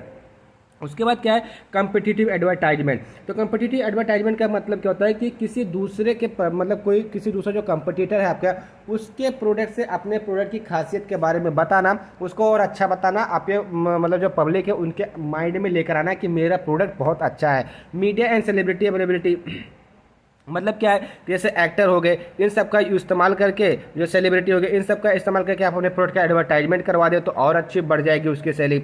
लोकेशन एनी टाइम, मतलब किस लोकेशन पे। एग्जांपल के तौर पे जैसे कुछ रीजन ऐसे हैं इंडिया में जहाँ पे कुछ स्पेसिफिक टाइप की जो डिजीज है वो ज़्यादा आपको देखने को मिलेंगे, तो उस एरिया के लिए आप स्पेसिफिक एडवर्टाइजमेंट एरिया बना दीजिए। या एग्जाम्पल के तौर पर अलग लोकेशन के लिए, इसका मतलब क्या, जैसे यूपी में हिंदी चलता है, ठीक है ना, वहीं तमिल में तेलुगु चलता है, वहीं चेन्नई में आप अलग चलेंगे मलयालम चलता है, ठीक है ना। वहीं अगर आप अलग कश्मीर में चलेंगे तो कश्मीरी लैंग्वेज चलती है, ठीक है। तो अलग अलग लोकेशन के अलग अलग हमारी वो चीज़ होती है, लैंग्वेज होती है, ठीक है ना। अपील, मतलब रैशनल एंड इमोशनल अपील करेंगे कि भाई, इमोशनल अपील करेंगे कि जैसे हमारी कंपनी है वो दिवालिया हो जाएगी, या इमोशनल अपील में ये भी आ गया कि आपका प्रोडक्ट बहुत अच्छा है। रैशनल का मतलब कि आप एक ही प्रोडक्ट का काफ़ी ज़्यादा यूज आउट कर सकते हैं। तो ये हमारे इफेक्टिव फैक्टर होंगे हमारे प्रोडक्ट के एडवर्टाइजमेंट में, ठीक है ना। तो ये था आपका क्वेश्चन नंबर 3, ठीक है। जो सेकंड क्वेश्चन है अभी हम आगे चल के डिस्कस करेंगे, सातों क्वेश्चन डिस्कस करेंगे। बिल्कुल भी आप परेशान मत कीजिए, बस आप केवल वीडियो को देखते जाइए, ठीक है। उसके बाद नेक्स्ट क्वेश्चन आता है, justify the role of professional sales representative, जिसको PSR बोलते हैं, इनको फार्मास्यूटिकल रिप्रेजेंटेटिव भी बोलते हैं। Highlight the process of selection and training of the sales representative in the pharma organisation, मतलब फार्मा ऑर्गेनाइजेशन में आप कैसे PSR को सेलेक्ट करते हैं, कैसे उनको ट्रेनिंग करते हैं, इनकी जो प्रोसेस होती है उसको आपको हाईलाइट आउट करना है। तो सबसे पहले क्या है, टू सेल द प्रोडक्ट और services through the professional representative. कहने का मतलब क्या, पूरा एम इस क्वेश्चन का क्या है, सिंपल सा एक लाइन में आप बता दीजिए। टू सेल द प्रोडक्ट और द सर्विसेज, किसी भी कंपनी के प्रोडक्ट को सेल करना या उसके सर्विस को सेल करना थ्रू द प्रोफेशनल रिप्रेजेंटेटिव के द्वारा, is called professional sales representative selling, ठीक है ना। अब प्रोफेशनल सेल्स रिप्रेजेंटेटिव होते कौन है, आर द सेल्स पीपल, मतलब PSR are the sales people. Sales people का मतलब जो प्रोडक्ट को बेचते हो या जो उनका एडवर्टाइजमेंट करते हो, एम्प्लॉयड बाय फार्मास्यूटिकल कंपनी, जिनको किसके द्वारा, फार्मास्यूटिकल एम्प्लॉय के या फार्मास्यूटिकल कंपनी के द्वारा ही उनको एम्प्लॉयड बनाया गया होता है, ठीक है ना, या उनको चूज किया जाता है। To persuade the doctor to prescribe their drug to the patient, क्या करेंगे, डॉक्टर को परसुएड करेंगे, मतलब उनको अपनी इन्फॉर्मेशन देंगे अपने ड्रग के बारे में, अपनी कंपनी के बारे में, कि वो उन्हीं के ड्रग के, उन्हीं की कंपनी की ड्रग को प्रिस्क्राइब करें, किनको, कस्टमर को या पेशेंट को। तो सिंपल सा अगर हम एक लैंग्वेज में बात करें कि प्रोफेशनल सेल्स रिप्रेजेंटेटिव कौन होते हैं, तो पीएसआर जो होते हैं वो फार्मास्यूटिकल कंपनीज के द्वारा सेलेक्ट किए गए होते हैं, जिनका काम क्या होता है, डॉक्टर को परसुएड करना कि आप मेरी कंपनी के ड्रग के ज़्यादा यूज कीजिए, प्रिस्क्राइब आउट कीजिए, ठीक है। और अदर बारे में बात करें तो a person having sufficient knowledge of A companies product और द सर्विसेज, मतलब एक ऐसा पर्सन जिसको कंपनी के प्रोडक्ट और सर्विसेज के बारे में अधिकतर नॉलेज, सफिशिएंट नॉलेज है, and who reaching directly to the customer, और जो क्या है कस्टमर तक डायरेक्टली पहुंच सकता है, चाहे वो फिजिशियन हो, चाहे वो हमारे सोसाइटी में कोई कस्टमर हो, जैसे ओटीसी प्रोडक्ट के लिए increase the sale of the company, जिसकी वजह से जो आपकी कंपनी का जो प्रोडक्ट है वो ज़्यादा सेल उसकी बढ़ जाएगी और आपको प्रॉफिट भी इंक्रीज हो जाएगा, ठीक है ना। अब इसमें क्या पूछा था, रोल पूछा था, तो रोल आपको यहाँ पे बताना है। तो पहला क्या है, कॉन्टैक्ट विद कस्टमर प्रिस्क्राइबर, मतलब पहला रोल क्या है इसका कि वो कस्टमर से प्रिस्क्राइबर से कॉन्टैक्ट करेगा एंड अपने प्रोडक्ट के रिगार्डिंग में, अपने प्रोडक्ट के बारे में, अपने कंपनी के प्रोडक्ट सर्विसेज के बारे में उनको इन्फॉर्मेशन देगा। पहला रोल ये हुआ। दूसरा रोल क्या होगा, स्टिमुलेट करेगा prescribing behaviour of the customer through the impactful sales presentation, मतलब कहने का क्या है कि जो उसका कम्युनिकेशन होगा, उसका जो प्रेजेंटेशन होगा वो इतना इम्पैक्टफुल होगा जिससे जो हमारे प्रिस्क्राइबिंग बिहेवियर होगा वो बढ़ जाएगा। कस्टमर क्या कहेगा कि भाई हमको प्रिस्क्रिप्शन वाली ड्रग ही चाहिए, ठीक है ना। उसके बाद क्या है, work together with prescriber as regular customer, मतलब क्या है कि जो प्रिस्क्राइबर है, जो हेल्थ केयर प्रोफेशनल, जो फिजिशियन है, उसके साथ में काम करके उसको एज अ रेगुलर कस्टमर के तरीके से उससे काम करवाना, ठीक है। ये किसका काम होता है, पीएसआर का रोल है, एक पीएसआर का काम है। नेक्स्ट क्या है, analyse the customer queries and articulate them and sells their desire product, कहने का मतलब क्या है, मार्केट के अंदर जाना और कस्टमर की क्या डिमांड है, मार्केट में हमको क्या चाहिए, इसके बारे में पता करना, उनकी क्वेरीज को इकट्ठा करना, उसके बाद उसको फर्म या कंपनी को आर्टिकुलेट करना, मतलब पहुंचा देना कि उनकी जो इच्छाएं हैं, जो मार्केट की, जो कस्टमर की जो डिमांड है वो पूरी हो सके, ठीक है ना। ये भी एक पीएसआर का रोल होता है। Teach customer about prescription benefit of the product, मतलब जो हमारे प्रोडक्ट जो पेशेंट हैं उनको ये बताना, उनको ये टीच करना, उनको ये सिखाना कि प्रिस्क्रिप्शन जो बेनिफिट है प्रोडक्ट का वो कितना लाभदायी होगा, आपको किसी प्रकार का कोई भी एडवांटेज या डिसएडवांटेज देखने को नहीं मिलेगा। Handle product sample as per company sales policies and procedure and region practices, कहने का मतलब क्या है कि जो भी हमारा प्रोडक्ट है, वो जो भी हमारे मतलब हमको कैसे काम करना है, ये सारी चीज़ें कंपनी की पॉलिसीज के ऊपर और उसके जो प्रोसीजर है उनके ऊपर निर्भर करेंगे, उसके हिसाब से उनका प्रैक्टिस होगा। And calculate and examine the sales figure drift to the sheer dynamic within the assign territory, कहने का मतलब क्या है कि एक असाइन टेरिटरी में आपको जाना है, वहाँ पर कैलकुलेट एंड एग्जामाइन करना है क्या आपकी सेल्स कितना बढ़ रहा है, कितना घट रहा है, ईटीसी को, उसकी डायनेमिसिटी को, कि कितना ज़्यादा वो फैलाव हो रहा है, कितना ज़्यादा बढ़ रहा है, ईटीसी को आपको कैलकुलेट भी करना है, एग्जामाइन भी करना है, उसी के हिसाब से आपका काम होगा, ठीक है ना। Regulate the department performance using the feedback, productivity control, mobile surveys and monthly prediction, कहने का मतलब क्या है, जो डिपार्टमेंट परफॉर्मेंस है उनको रेगुलेट करना, कैसे, जैसे कस्टमर का फीडबैक मिला उसके आधार पे, प्रोडक्टिविटी कितनी हुई उसके आधार पे, ठीक है ना, मोबाइल सर्वे के आधार पे एंड मंथली प्रेडिक्शन के आधार पे भी। Sales sustain the sales reporting system required by the dealers and the factory, मतलब कहने का क्या है, जो सेल्स रिपोर्टिंग सिस्टम है उसको सस्टेन मतलब बढ़ावा देना, जो रिक्वायर्ड कहाँ से होते हैं, डीलर्स एंड फैक्ट्री के द्वारा। अब आता है selection of the professional sales representative, तो selection the process of picking individual who have relevant qualification to fill jobs in organization, जो पीएसआर बनने के काबिल हो, मतलब एक एमआर मतलब मार्केट रिप्रेजेंटेटिव या प्रोफेशनल सेल्स रिप्रेजेंटेटिव बनने के लायक हो। सिलेक्शन प्रोसेस क्या होता है, पहले कंपनी को रिक्वायरमेंट होगी तो रिक्वायरमेंट डालेगी, उसके बाद जो कैंडिडेट होगा एप्लीकेशन फॉर्म को फिल करेंगे, उसके बाद उनकी टेस्टिंग होगी, जो भी एग्जाम वगैरह होगा, उसके बाद एग्जाम जब वो क्वालिफाई कर लेंगे तो इंटरव्यू होगा, इंटरव्यू के बाद उनका अगर कोई रेफरेंस से आ रहे हैं, मतलब किसी सोर्स से आ रहे हैं तो वो चेकिंग होगी, उसके बाद उनका फिजिकल एग्जामिनेशन होगा कि किसी डिजेबल वगैरह तो नहीं है, मतलब उनका हाथ पैर सब कुछ सही सलामत है कि नहीं है, ठीक है ना, फिजिकल एग्जामिनेशन होगा, देन उनको एम्प्लॉयमेंट ऑफर मिलेगा, देन वो कंपनी को ज्वाइन कर सकते हैं एज आ प्रोफेशनल सेल्स रिप्रेजेंटेटिव के तौर पे। अब एक एक चीज को एलिब्रेट कीजिए, सिंपल सा अपने ऊपर ही ले लो यार, जैसे आपकी कंपनी आई होगी, आपके कॉलेज में आई होगी, आपके इंटरव्यू लिया होगा, कैसे लिया होगा, रिक्वायरमेंट हुई होगी, एप्लीकेशन फॉर्म फिल हुआ होगा, टेस्टिंग की होगी, इंटरव्यू हुआ होगा, इंटरव्यू के बाद आपके रेफरेंस चेक की गई होगी, देन आपको देखा गया होगा कि भाई फिजिकल एग्जामिनेशन में कुछ गड़बड़ तो नहीं हो, मतलब लूलंगर तो नहीं हो, ठीक है ना, उसके बाद आपको जॉब मिल गई होगी 18-20 हज़ार रुपये की जो भी मिली होगी, ठीक है ना, कितने की मिली जरा कमेंट में करके बता देना, ठीक। पहला क्या है रिक्वायरमेंट, तो तो company who required a sales person, जिसको सेल्स पर्सन की रिक्वायरमेंट होगी, एडवर्टाइज करेगी and give information to the candidate, advertisement के माध्यम से कैंडिडेट को इन्फॉर्मेशन पहुंचाएगी। ठीक, सेकंड के क्या है, एप्लीकेशन फॉर्म, वो जो हमारी कंपनी होगा वो एप्लीकेशन फॉर्म रिलीज करेगी और जो कैंडिडेट होगा उसको फिल आउट करेगा, देन उसको सबमिट करेगा। देन कंपनी क्या करेगी, जो हमारा एम्प्लॉय होगा, जो हमारा कैंडिडेट होगा उसका टेस्टिंग करेंगे। तो conduct a subjective test from the company to appoint, but some company denied this process, मतलब कुछ कंपनी ऐसी है जो इसको डिनाइड करते हैं। जैसे एग्जाम्पल के तौर पर टीसीएस, जो टाटा कंसल्टेंसी सर्विसेज है, अभी टीसीएस का जल्दी में एग्जाम हुआ होगा, तो आप देखेंगे उन्होंने एक एग्जामिनेशन टेस्टिंग करवाई, ठीक है ना। उसके बाद क्या है, इंटरव्यू है, तो जो एचआर होगा कंपनी का वो आपका मतलब इंटरव्यू लेगा किसी कैंडिडेट का, एंड उसके जो स्किल्स हैं, जो उसका बिहेवियर, जो उसका कम्युनिकेशन बिहेवियर है, ईटीसी को क्या करेगा, ऑब्जर्व करेगा, उसी के आधार पर उसको आगे फर्दर प्रोसेस के लिए भेजेगा। देन को क्या, रेफरेंस चेक हो गए। अगर आप किसी रेफरेंस के मतलब किसी के माध्यम से जा रहे हैं तो उस कैंडिडेट की रेफरेंस की चेकिंग होगी, ठीक है ना। Then physical examination, some company examine करते हैं फिजिकल एग्जामिनेशन के, उनकी स्ट्रेंथ क्या, उनकी एबिलिटी क्या है, उनके हाथ पैर की सुविधाएं सब कुछ सही है कि नहीं है। अब भाई आप एक चीज़ ये बताओ कि आप पैर से चलने में नाकामयाब हो तो कोई कंपनी आपको एमआर की जॉब देगी? नहीं देगी, कतई नहीं देगी, क्योंकि भाई सबको कामकाजी इंसान चाहिए ना। मैं नहीं कहता हूँ कि जिनके पास हाथ पैर मतलब जो थोड़े डिजेबल होते हैं वो काम नहीं करते हैं, लेकिन एज कम्पेयर टू जिनके पास हाथ पैर होते हैं वो ज़्यादा लंबे समय तक दूर तक जा सकते हैं, बाइक वगैरह चला सकते हैं, ठीक है ना। एक एग्जांपल बता रहा हूँ, मैं किसी की भावनाओं को ठेस नहीं पहुँचा रहा हूँ, ऐसा मत समझिएगा कि मैं उनको कम बता रहा हूँ। उनके पास जो एबिलिटी होगी वो हाथ पैर वालों के पास एबिलिटी नहीं होगी, मैं गारंटी ले रहा हूँ, ठीक है ना।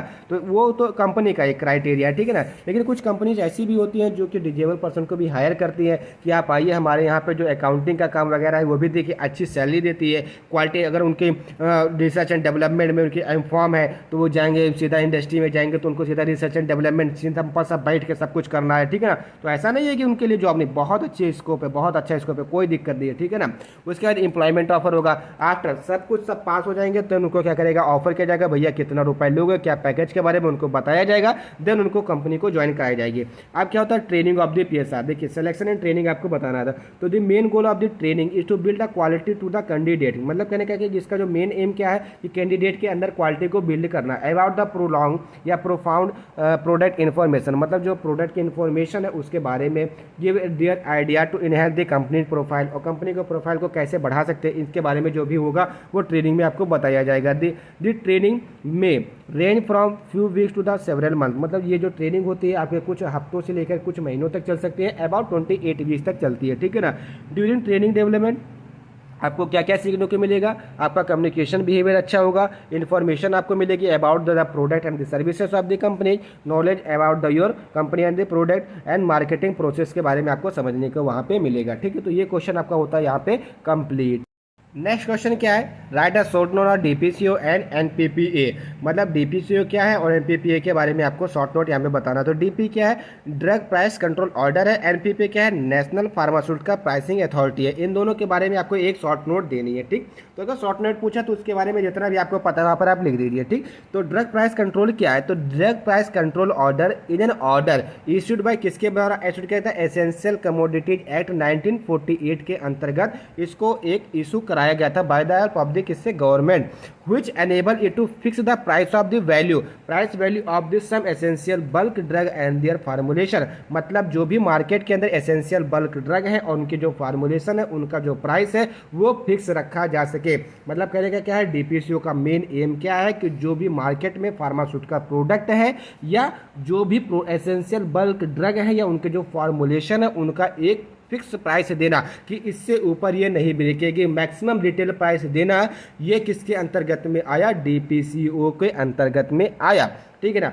डीपीसीओ को किसने इशू कराया, under the government essential commodities act 1948, ये जीपेट में इस बार आपके क्वेश्चन आया हुआ था, ठीक।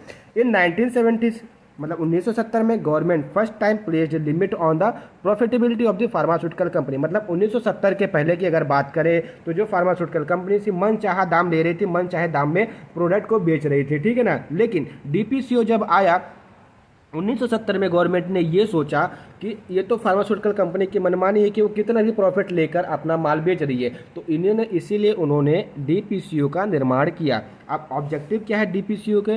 To ensure the availability of the drug product at the reasonable price. कहने का मतलब क्या है? ये इंश्योर करना कि जो भी ड्रग प्रोडक्ट है उनका जो प्राइस है वो एक रीजनेबल प्राइस होना चाहिए। ऐसा नहीं है कि 1 लाख 2 लाख, ऐसा नहीं होना चाहिए, बस जो उसकी लायकदार में है उतना ही उसकी प्राइस होना चाहिए। To promote the rational use of the drug in the country, मतलब जो प्रोडक्ट है जो प्रमोट करना है किसको? ड्रग के रैशनल यूज को, ठीक है ना। To encourage the cost effective production with economic size. कहने का मतलब क्या है? इनकरेज करना कॉस्ट इफेक्टिव प्रोडक्शन को, कि मतलब कम लागत में ज़्यादा आपको दिखाई दे, मतलब सामान मिले, and economic size.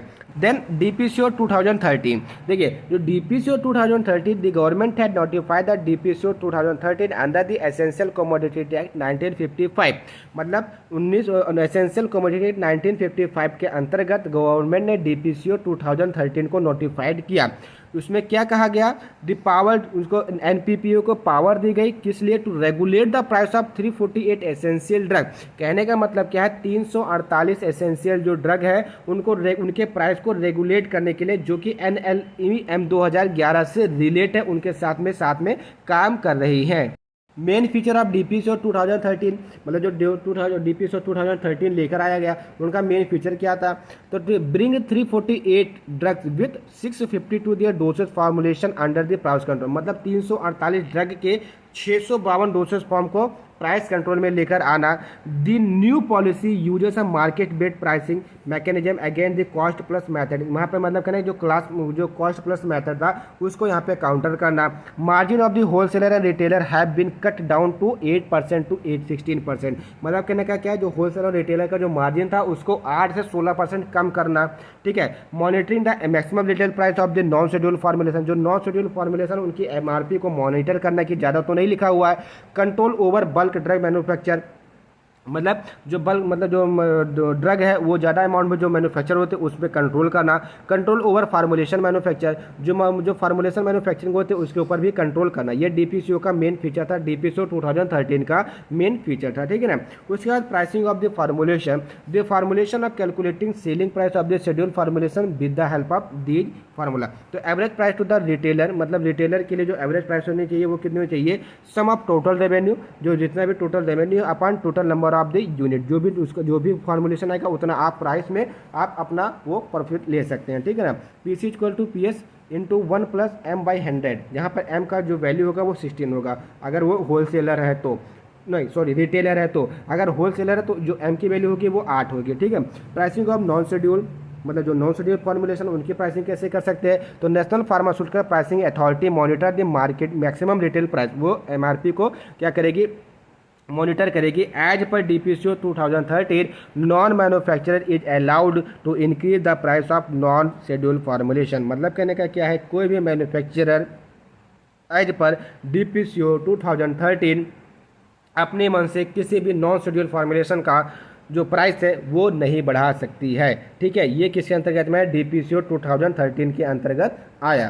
Next short note किस पे थी? NPPA, जिसमें बोला गया नेशनल फार्मास्यूटिकल प्राइसिंग अथॉरिटी। तो national pharmaceutical pricing authority is a government regulatory body who responsible for controlling the price of pharmaceutical drugs in the India, मतलब इनका जो काम क्या है? जो फार्मास्यूटिकल ड्रग है उनके प्राइस को कंट्रोल करना इन इंडिया के अंतर। इट वॉज फॉर्म्ड द 29 अगस्त 1997, मतलब ये 29 अगस्त 1997 में इनका मतलब पहले इंट्रोड्यूस कराया गया। And had implementing in enforcing the drug prices, क्यों कराया गया? कि जो ड्रग की प्राइसेस है उनको ये इंप्लीमेंट कर सके, मतलब इंप्लीमेंट कराया गया कि ये ड्रग के प्राइस को रेगुलेट कर सके।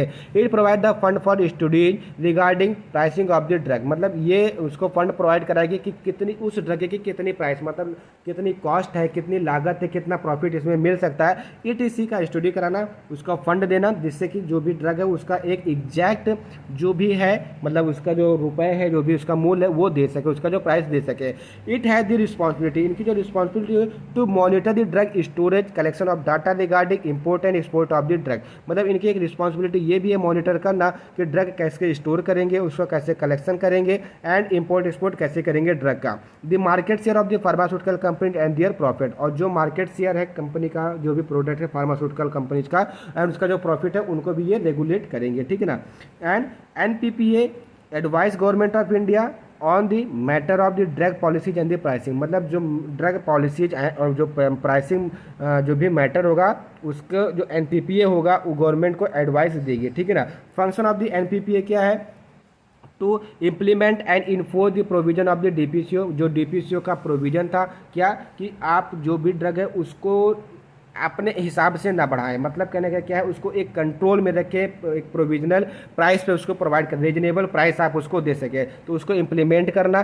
To deal with all legal matter arising out of the decision of the authority, ठीक है ना। Work done by the NPPA, मतलब कौन कौन से वर्क ऐसे जो एनपीपीए के द्वारा डन किए जा चुके हैं। पहला क्या है, NPPA fix the retail price for minimum 30 formulation, कहने का मतलब क्या है, जो एनपीपीए है उसने क्या किया, जो रिटेल प्राइस है 30 फार्मूलेशन को उसको फिक्स्ड किया, जिसमें इंक्लूड है हाइपरटेंशन के ड्रग, डायबिटीज के ड्रग, बैक्टीरियल इन्फेक्शन की ड्रग, इट। आपने एक चीज़ सुना होगा कि जो कैंसर का इलाज था, जो कैंसर का टीका था, वो पहले 1 लाख 1.5 लाख का मिलता था, लेकिन अभी वो चीज़ आपको 5,000 4,000 में अवेलेबल कैसे, ये एनपीपीए की ही कलाकारी है, उसी ने उसके प्राइस को क्या किया हुआ है, फिक्स्ड किया हुआ कि आप इससे ऊपर नहीं बेच सकते। अदरवाइज अगर आप इससे अपनी कॉस्ट को ऊपर रखेंगे तो सिंपल सी बात है वो मार्केट में नहीं बिकेगी, उसके ऊपर बैन लगा दिया जाएगा।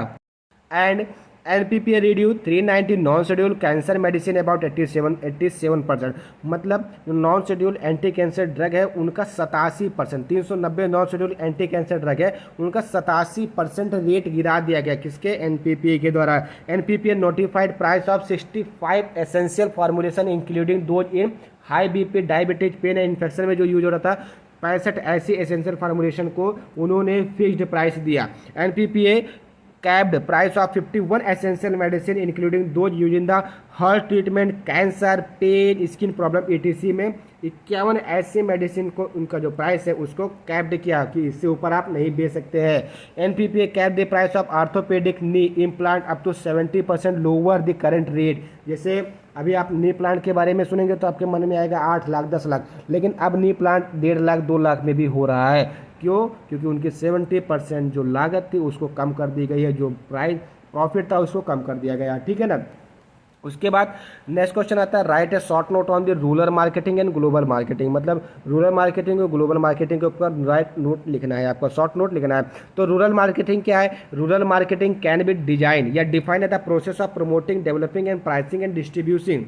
कहने का मतलब क्या है, रूरल मार्केटिंग क्या है कि कोई भी प्रोडक्ट है उसको रूरल मतलब गांव के अंदर उसको प्रमोट करना, उसको डेवलप करना, उसकी प्राइसिंग देना, उसके डिस्ट्रीब्यूशन करना इज कॉल्ड रूरल मार्केटिंग। तो rural specific product and services to the rural marketing satisfy the customer demand, achieve organisational objective. कहने का मतलब क्या है कि rural marketing can be define as the process, एक प्रोसेस है किसका, प्रमोशन का, डेवलपमेंट का, प्राइसिंग का, डिस्ट्रीब्यूटिंग का, किस कैसे प्रोडक्ट का, जो रूरल स्पेसिफिक प्रोडक्ट है and services to the rural market है, मतलब रूरल स्पेसिफिक प्रोडक्ट जो रूरल मार्केट में ही अवेलेबल है। सेटिस्फाई द कंज्यूमर डिमांड, जो कंज्यूमर की डिमांड को सेटिस्फाई कर सके, जो सेटिस्फिकेशन ही क्या है हमारा मार्केटिंग का मेन एम है, ठीक है।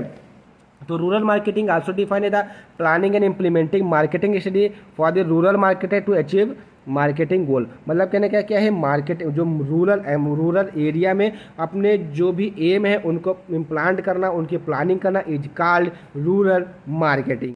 नेक्स्ट क्या आता है, टाइप्स ऑफ रूरल मार्केटिंग, मतलब जो रूरल मार्केटिंग है उसके कौन कौन से टाइप्स है। तो पहला क्या है, अर्बन टू रूरल, मतलब कहने का क्या है कि शहर से देहात मतलब गांव की तरफ जो भी प्रोडक्ट है वो शहर से गांव की तरफ आएगा। दूसरा कौन सा प्रोसेस है, रूरल टू रूरल, मतलब गांव से गांव, मतलब गांव का प्रोडक्ट गांव में ही बिकेगा, मतलब एक गांव से दूसरे गांव में। और तीसरा क्या है, रूरल टू अर्बन, मतलब जो गांव का प्रोडक्ट होगा वो शहर में जाकर के बिकेगा, ठीक है, उसकी मार्केटिंग होगी। ये टाइप्स ऑफ रूरल मार्केटिंग है। तो पहला क्या है, अर्बन टू रूरल, जिसमें क्या होता है, selling of the product and services from the urban market, मतलब जो शहर के मार्केट है वहां से to the rural area, like the fast moving consumer goods, जैसे पैकेटेड प्रोडक्ट हो गए, जैसे पैकेट में दाल वगैरह आ गई ईटीसी, जो क्या होता है कि शहर से आता है पैक होकर के हमारे गांव में वो बिकता है, ठीक है। दूसरा क्या है, रूरल टू रूरल, मतलब कहने का क्या है, गांव से गांव तक, selling of the good from one village to another village, मतलब एक गांव से दूसरे गांव में, जैसे दूध वगैरह हो गया ये सब बिकता है, एक गांव से दूसरे गांव में वो बिकता है, ठीक है ना, अनाज वगैरह। रूरल टू अर्बन, मतलब देहात या गांव से शहर की ओर। तो it involve the selling of a product by rural producer to urban consumer, मतलब रूरल प्रोड्यूसर होगा और जो अर्बन होगा, जो शहर के लोग होंगे वो कंज्यूमर होगा, उससे खाएंगे। एग्जाम्पल के तौर पे फ्रूट्स हो गया, वेजिटेबल्स हो गया, ग्रेन्स हो गया, मतलब अनाज हो गया, मिल्क हो गया। सेल में भी डायरेक्ट और इनडायरेक्ट, जिसको डायरेक्टली भी सेल कर सकते, इनडायरेक्टली। मतलब डायरेक्टली का सेल करने का मतलब क्या है, खुद जाएंगे वहाँ पे उसको बेच के आएंगे। इनडायरेक्टली का मतलब क्या है, किसी कंपनी को वो बेच देंगे, किसी एजेंसी को बेच देंगे, ठीक है ना। अब अपॉर्चुनिटीज क्या क्या है रूरल मतलब रूरल मार्केटिंग में। तो पहली अपॉर्चुनिटी क्या है, increase income and buying potential. कहने का मतलब क्या है, इनकम बढ़ेगी और जो बाइंग पोटेंशियल होगी वो भी बढ़ेगा। लोअर रिस्क ड्यूरिंग रिसेशन, जो रिसेशन होता है उसमें रिस्क कम होगा। Rapid development of the rural infrastructure, मतलब हमारा रूरल जो गांव का इंफ्रास्ट्रक्चर है वो रैपिड डेवलपमेंट होगा।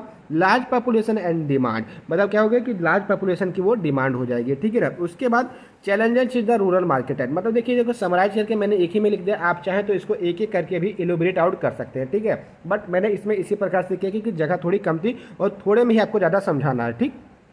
पहला क्या है, पुअर ट्रांसपोर्टेशन, मतलब जैसे अगर कोई चीज़ आप गांव से देहात की तरफ लेकर जाते हैं तो गांव में क्या है कि रोड्स वगैरह उतनी अच्छी नहीं बनी हुई है, ठीक है ना। तो जैसे उनकी जो फैसिलिटीज़ है वो उतनी अच्छी नहीं है कि जैसे ट्रक वगैरह आ जा सके, ठीक है ना, ज़्यादा ट्रांसपोर्टेशन हो सके। तो ये क्या है, पुअर ट्रांसपोर्टेशन। तो ट्रांसपोर्टेशन है प्ले इंपॉर्टेंट रोल, एक इंपॉर्टेंट रोल निभाता है कहाँ पे, role in the rural marketing, मतलब कहने का क्या है, role in the rural marketing. Rural facility आज वेरी पुअर, कहने का मतलब क्या, जो रूरल फैसिलिटीज है वो बहुत ही पुअर है। Not well constructed road and connectivity, मतलब शहर से देहात की जो कनेक्टिविटी है वो बहुत ही अच्छी नहीं है। अभी तो क्या हुआ है कि टाइम बदल गया है, गांव और देहात में कोई अंतर नहीं रह गया है। आप जो कनेक्टिविटी की बात होती है, अच्छी कनेक्टिविटी है, आराम से प्रोडक्ट आदान प्रदान हो जा रहे हैं। लेकिन अभी भी कुछ ऐसे गांव हैं कि जहां पर प्रोडक्टिविटी रेट, प्रोडक्शन रेट तो बहुत ज़्यादा है, लेकिन वो अपने प्रोडक्ट को शहर तक नहीं ले जा पा रहे हैं, ठीक है ना। तो क्यों, क्योंकि उनकी जो कनेक्टिविटी है, जो रोड वगैरह है वो वेल कंस्ट्रक्टेड नहीं है। दूसरा क्या है, inadequate media coverage. Inadequate media coverage का मतलब क्या है, जैसे गांव में हुआ तो गांव में कोई, मतलब एग्जांपल के तौर पे कोई चीज़ ऐसी हुई, मतलब कोई असमंजस वाली चीज़ हुई तो वहाँ पे मीडिया तुरंत नहीं पहुँचेगा, तो कवरेज नहीं होगी, ठीक है ना। लेकिन अगर वही शहर पर छोटी से छोटी चीज़ को भी कवरेज कर लिया जाता है, ठीक है। तो media also play very important role in business, but due to lack of electricity and television, मतलब इलेक्ट्रिसिटी और टेलीविजन की कमी के कारण जो रूरल एरिया है वो डिफिकल्ट होता है communication with the rural people, मतलब रूरल पीपल के साथ में कम्युनिकेशन नहीं हो पाता। लेकिन अब ये सारी चीज़ें जो है वो ओवरकम हो चुकी है। हर एक गांव में आज आपको बिजली देखने को मिलेगी, हर एक घर में आपको टेलीविजन देखने को मिलेगा। लेकिन कुछ चैलेंजेस की अगर बात कर रहे हैं तो ये सारे चैलेंजेस आ सकते हैं, ठीक। सेशनल डिमांड, जैसे सीजनल डिमांड, जैसे गांव में क्या कहते हैं कि भैया 4 महीना का जो हमारी क्या है धान है, 4 महीने का गेहूं है, 3 महीने की सरसों है, ठीक है। उसी प्रकार से सीजनल डिमांड। तो agriculture is the main source of the income of the rural population, कहने का मतलब क्या, जो एग्रीकल्चर है वो जो हमारे रूरल पॉपुलेशन में, जैसे मैं भी खुद गाँव का हूँ तो मेरी जो सोर्स ऑफ इनकम, जो मेन इनकम है घर की, वो खेती बाड़ी ही है, ठीक है। तो एग्रीकल्चर ही है, ठीक है, तो वो मेन सोर्स हो गया। But depend on the monsoon, जो किसके मानसून के, अगर मानसून अच्छा हुआ तब तो हमारी फसल अच्छी हुई तो अच्छा मुनाफा हुआ, अगर नहीं हुआ तो इसका मतलब फसल बेकार हो जाएगी और वहाँ पे हमको पॉवर्टी केस फेस करना पड़ेगा, ठीक है ना। पुअर लिटरेसी, देखिए ये एक चीज़ जो चैलेंजेस है ये बहुत ही हद तक कवर अप कर चुके गए हैं। देखिए मैं भी गांव से ही हूँ, लेकिन लिटरेसी है, मैं फार्मा किया है, मेरा जो मतलब घर है उतना मतलब मिडिल क्लास का है, ज़्यादा ना अमीर है ना ज़्यादा गरीब है, बस मिडिल क्लास का है। लेकिन मैं गाँव का ही हूँ, लेकिन लिटरेसी मेरी है वो काफ़ी, आप सोच सकते हैं कि एक बंदा बी फॉर्म एम फॉर्म के में मतलब एडमिशन है, उसका कोई दिक्कत नहीं, तो इसका मतलब क्या है कि वो लिटरेसी उसकी अच्छी होगी, ठीक है ना। तो literacy is a very poor in a rural area, मतलब जो मतलब कहने का जो शिक्षा है वो एक बहुत ही मतलब क्रिटिकल चीज़ थी पहले, रूरल एरिया में बहुत कम देखने को मिलती, लेकिन अब ऐसा नहीं है then compare to urban area. Marketer जो face problem due to lack of illiteracy, marketer जो होते हैं वो फेस प्रॉब्लम करते थे इलिटरेसी के कारण। Rural population does not dear right, इस वजह से जो रूरल पॉपुलेशन था उनका अधिकार नहीं मिल पा रहा था। नेक्स्ट क्या है, ग्लोबल मार्केटिंग। तो an ability of firm to market almost all the countries on the earth, कहने का मतलब क्या है कि अपने कंपनी के किसी प्रोडक्ट को पूरा ओवरऑल मतलब पूरी पृथ्वी पर हर एक देश में बेचना ही क्या कहलाता है, ग्लोबल मार्केटिंग। तो selling of the own company product और provide services to universal demand, मतलब यूनिवर्सल के मतलब विश्व लेवल पे, मतलब यूनिवर्स का मतलब क्या कहते हैं, पूरा विश्व, जहाँ पे मतलब इस संसार में जितने भी देशेस हैं उनके डिमांड के आधार पे आपकी सेलिंग होना, ठीक। वैन जैसे एग्जांपल के तौर पे नेस्ले है, ठीक है। नेस्ले क्या करता है, अपना मिल्क वगैरह जो मैगी वगैरह आता है, ठीक है, वो हर एक कंट्री में सेल करता है एक्सपेक्ट कहाँ, चाइना के। चाइना की खुद एक नेस्ले कंपनी है, ठीक है ना। वह देखो चाइना का हर एक चीज़ अपने पास है, उसको किसी दूसरे देश पे निर्भर होने की ज़रूरत नहीं है। लेकिन वही अगर अपने देश के बारे में बात करें तो हम काफ़ी हद तक दूसरे कंट्री पे डिपेंडेंट हैं कि उनकी वहाँ से माल आएगा, सामान आएगा, तब हमारे यहाँ पे यूज होगा। लेकिन make in India, made in India के अंतर्गत इस चीज़ को काफ़ी हद तक ओवर, जहाँ पहले हम 90% जो माल है उसको इंपोर्ट करते थे, अब उसी 90% को घटा के 20 to 25% ही इंपोर्ट करते हैं, ठीक है ना। बहुत बड़ी बात है, make in India, made in India इतना हद तक कामयाब है कि आप एक सोच भी नहीं सकते हैं, ठीक है ना। तो when a firm become a global market, इसके ऊपर आते हैं, it treat world as one market. क्या करने लगता है कि पूरे संसार को वो एक मार्केट के तरीके से कवरेज करने लगता है।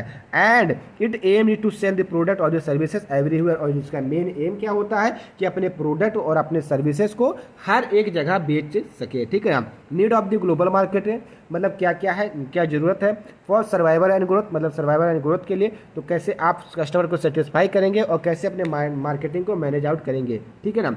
सेकेंड वर्क क्या है हमारा, to discovery product, to diversify product and improve the competitiveness. कहने का मतलब क्या है, डिसवेरीफाई का मतलब क्या हो गया, जैसे मान लीजिए कि कोई भी ऐसा प्रोडक्ट है जो क्या है कि कंपटीशन लेवल पे जाने के लायक नहीं है, तो उसको पहले हम डिसवेरीफाई कर देंगे, ठीक है ना।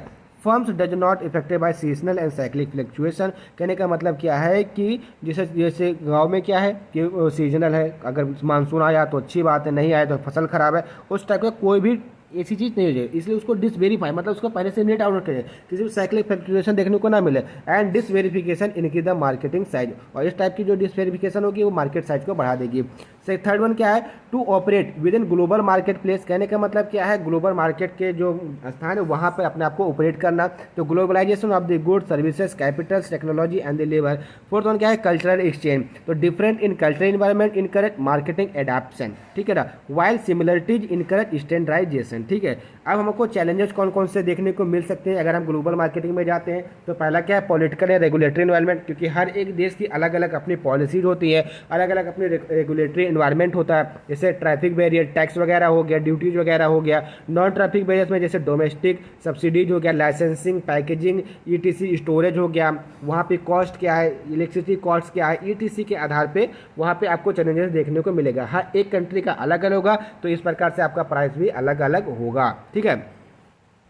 सेकंड क्या है आपका ऑर्गेनाइजेशनल कम्युनिकेशन। देखिए हर एक कंट्री में जरूर एक ही लैंग्वेज नहीं बोली जाती है। हाँ, इंग्लिश ऐसी लैंग्वेज है जहाँ आप हर एक कंट्री में बोल सकते हैं, लेकिन बोल सकते हैं, ज़रूरी नहीं है कि हर एक कंट्री आपसे इंग्लिश में बात करे। अभी मैं बता दूँ इंडिया में, तो इंडिया में अगर आप रूरल एरिया में जा रहे हैं तो मैक्सिमम आपको 90% पॉपुलेशन ऐसी मिलेगी जिनको इंग्लिश बोलना नहीं आता है। तो अगर आप ऐसे इसी प्रकार से पपुआ न्यू गिनिया ले लीजिए, साउथ अफ्रीका ले लीजिए, चाइना ले लीजिए, यूएस ले लीजिए। अभी यूएस में आप जाकर के हिंदी बोलेंगे तो क्या बोलेंगे, आपको कुछ समझ पाएगा? कुछ ही लोग समझ पाएंगे ना, जो क्या इंग्लिश सीखे, हिंदी सीखे होंगे वही समझ पाएंगे। तो इस प्रकार से ऑर्गेनाइजेशन कम्युनिकेशन की वजह से हमको कई सारे चैलेंजेस देखने को मिल सकते हैं, ठीक है ना। Socio culture issue and technological infrastructure, जैसे चूजिंग द राइट कंपनी, जैसे सोशियो कल्चर इशू हो गया, ठीक है ना, और टेक्नोलॉजिकल इंफ्रास्ट्रक्चर हो गया कि वहाँ का महंगा है, यहाँ का सस्ता है, तो ईटीसी एक राइट कंपनी होगी। लोकल इंफ्रास्ट्रक्चर मतलब उसका लोकल इंफ्रास्ट्रक्चर कैसा होना चाहिए, जैसे एग्जांपल के तौर पे आप पहाड़ी इलाके में चले जाइए जहाँ पे बर्फबारी गिरती है, तो वहाँ की छत आप देखेंगे तो कुछ इस टाइप का होता है, इस टाइप का होता है, ठीक है ना। वहीं अगर आप अयोध्या साइड में, जैसे जो मेरा एरिया है, वहाँ पर जब आप आएंगे तो वहाँ पर आप क्या देखेंगे कि वहाँ पर प्लेन छत पड़ी होती है, वहाँ पर कोई दिक्कत नहीं होती है। एंड नेक्स्ट क्या है, फाइनेंशियल एंड इकोनॉमिक इन्वायरमेंट। और आपको फाइनेंशियल इकोनॉमिक, क्योंकि हर एक कंट्री की फाइनेंशियल प्रॉब्लम फाइनेंशियल सेम नहीं होती है, हर एक की अलग अलग होती है, ठीक है ना। तो ये सारे चैलेंजेस आपको देखने को मिल सकते हैं, ठीक है। तो यहाँ पर अभी तक टोटल आपने सारे क्वेश्चन कवर अप कर लिए थे। 2 क्वेश्चन जो छूट गया था उसी को भी हम इसी वीडियो में कवर अप करेंगे, तो आइए उसको कवर करते हैं। पहले क्वेश्चन क्या है, describe the various basis of market segmentation, write a short note on the role of market research. कहने का मतलब क्या है कि आपको मार्केट, जैसे जो मार्केट सेगमेंटेशन है उसके कौन कौन से बेसिस है और मार्केट रिसर्च का क्या रोल है उसके बारे में आपको बताना है, ठीक है। तो मार्केट सबसे पहले क्या है, तो 2 और मोर पार्टीज, मतलब 2 या 2 से अधिक parties are concern transaction of services या exchanging of their services and goods in exchange of money. मतलब मनी के लिए, मतलब कहने का मनी के एक्सचेंज में अपनी सर्विसेज और गुड्स को ट्रांजेक्ट आउट करते हैं उस प्लेस को क्या बोलते हैं, मार्केट बोलते हैं। मार्केट सेगमेंटेशन का मतलब क्या होता है, तो एक प्रोसेस होती है जहां पर हम ब्रॉड पॉपुलेशन को डिवाइड कर देते हैं, ब्रॉड मार्केटिंग को हम डिवाइड कर देते हैं इनटू स्मॉलर या सब ग्रुप मार्केटिंग में according to the market need, requirement and interest. Market के नीड, मार्केट के रिक्वायरमेंट, मार्केट के इंटरेस्ट के आधार पर हम मार्केट को कई सब ग्रुप में डिवाइड कर देते हैं, ठीक है ना। अब क्या क्या इसके बेसिस हैं, तो basis of the market segmentation, demographic segmentation, psychotropic segmentation, behaviour segmentation and graphical segmentation. और अदर सेगमेंटेशन में जैसे उसके जेंडर हो गया, उसका एज ग्रुप हो गया, उसका इनकम हो गया, उसका मटेरियल स्टेटस हो गया, उसका ऑक्यूपेशन हो गया, ये सब क्या है, basis of the market segmentation है। एक एक करके आइए सबके बारे में हम जानते हैं। पहला क्या है, psychographic segmentation. The market segmentation is based on the individual life style, मतलब इंडिविजुअल लाइफ स्टाइल के आधार पर मार्केट का सेगमेंटेशन करते हैं। The individual attitude, interest, value, help and the marketer to the classify the market into the small group. मतलब कहने का क्या है कि उसके बिहेवियर के आधार पर हम अपने जो मार्केट है उसको सेगमेंट करते हैं, मतलब उसको ग्रुप में डिवाइड कर सकते हैं। बिहेवियर सेगमेंटेशन मतलब the loyalty of the customer to the particular brand. कहने का मतलब क्या है कि जैसे एक सोसाइटी है, सोसाइटी में 5 फैमिली रहती है, एक फैमिली का जो ब्रांड मतलब विश्वास है एक ब्रांड के साथ में, दूसरी का दूसरे साथ में है, तो इस प्रकार से हम पार्टिकुलर ब्रांड के हिसाब से अपने मार्केट को सेगमेंट कर सकते हैं, ठीक है ना। Help to market to classify the market into the smaller group, each group comprising of the individual loyal towards the particular brand, ठीक है ना। सिंपल सा आप समझ रहे हैं, यही शुरुआत से मैं आपको समझाते हुए आ रहा हूँ। कंज्यूमर बिहेवियर में भी यही चीज़ मैंने आपको समझाया था, ठीक। उसके बाद जियोग्राफिकल सेगमेंटेशन में क्या है, तो geographic segmentation refer to the all the classification of the market into the various geographical area, मतलब जियोग्राफिकल एरिया के आधार पर बांटेंगे, ठीक है ना। A marketer can not have a similar strategy for individual living at a different place. मतलब कहने का क्या है, एक ही स्ट्रेटेजी आपके अलग अलग प्लेस के लिए काम नहीं करेगी, अलग अलग प्लेस के लिए आपके लिए अलग अलग स्ट्रेटेजी होंगी, ठीक है, जो कि आपको फॉलोअप करनी होगी। उसके बाद क्या है, रोल ऑफ मार्केट रिसर्च, मतलब मार्केट रिसर्च का रोल क्या है हमारे मार्केट में। तो प्राइमरी रोल क्या है, market research is to find out the what are buying, मतलब क्या वो खरीदेंगे, हु इज बाइंग, कौन खरीद रहा है, and from where they are buying, और कहाँ से वो खरीद रहा है। ये क्या है, role of the market research का प्राइमरी रोल है। Market research is all about the discovery of requirement of the customer about the product and the services. Market research का मतलब क्या है कि उसको पूरी तरीके से छानबीन कर लेना कि मार्केट में कस्टमर को क्या रिक्वायरमेंट है, ठीक है। Marketing research is the primary instrument for the exploring new opportunity in the market place. क्यों, क्योंकि आप मार्केट एनालिसिस करके वहाँ के रिक्वायरमेंट के बारे में पता कर लेंगे, जिससे आपको पता चल जाएगा कि कस्टमर की डिमांड क्या है, मार्केट की डिमांड क्या है, तो आपको एक न्यू अपॉर्चुनिटी मिल जाएगी अपने मार्केट प्लेस को बनाने के लिए। It does not make decision, it does not provide the guarantee of the success. मतलब ये क्या है कि आपको मतलब डिसीजन लेने के लिए अवेलेबल नहीं है, मतलब ये आपको गारंटी भी नहीं देता कि आप सक्सेस हो ही जाएंगे। Marketing research link to the consumer and the public to the marketer via the information. कहने का मतलब क्या, जो मार्केटिंग रिसर्च है वो कंज्यूमर और पब्लिक के बीच का लिंक है, जो क्या करता है, मार्केटर वाया द इन्फॉर्मेशन, मतलब जहाँ पे मार्केटर के द्वारा इन्फॉर्मेशन शेयर की जाती है, ठीक है। Market researcher identify the opportunity and the problem. जो मार्केट रिसर्चर होंगे वो जो मार्केट की प्रॉब्लम है उसको आइडेंटिफाई करेंगे एंड मॉनिटर करेंगे performance of the marketing and improve the understanding of the marketing, और मार्केटिंग को इंप्रूव करने की कोशिश करेंगे, ठीक। It specify the information related to the design process of the collected information, result analysis and communicate the finding. देखिए उसके बाद जो नेक्स्ट सेक्शन आता है उसमें हम कवर अप करेंगे 2 नंबर के जो क्वेश्चन हमारे 10 आते हैं उसको इस सेक्शन में कवर अप करेंगे। तो इसमें जो सबसे पहला क्वेश्चन पूछा गया है एंड चांसेस में भी है कि ये आ जाए, डिफाइन मार्केटिंग। मार्केटिंग क्या है, तो सिंपल सा शुरू से लेकर अभी तक मैं आपको मार्केटिंग ही समझाता आ रहा हूँ कि मार्केटिंग क्या है। मार्केटिंग का मतलब क्या होता है, किसी भी कंपनी के प्रोडक्ट की जो इन्फॉर्मेशन है उसको मार्केट के अंदर होलसेलर, रिटेलर या कंज्यूमर तक पहुँचाना ही हमारी क्या है, एक मार्केटिंग है। उसी को बोलते हैं क्या, मार्केटिंग।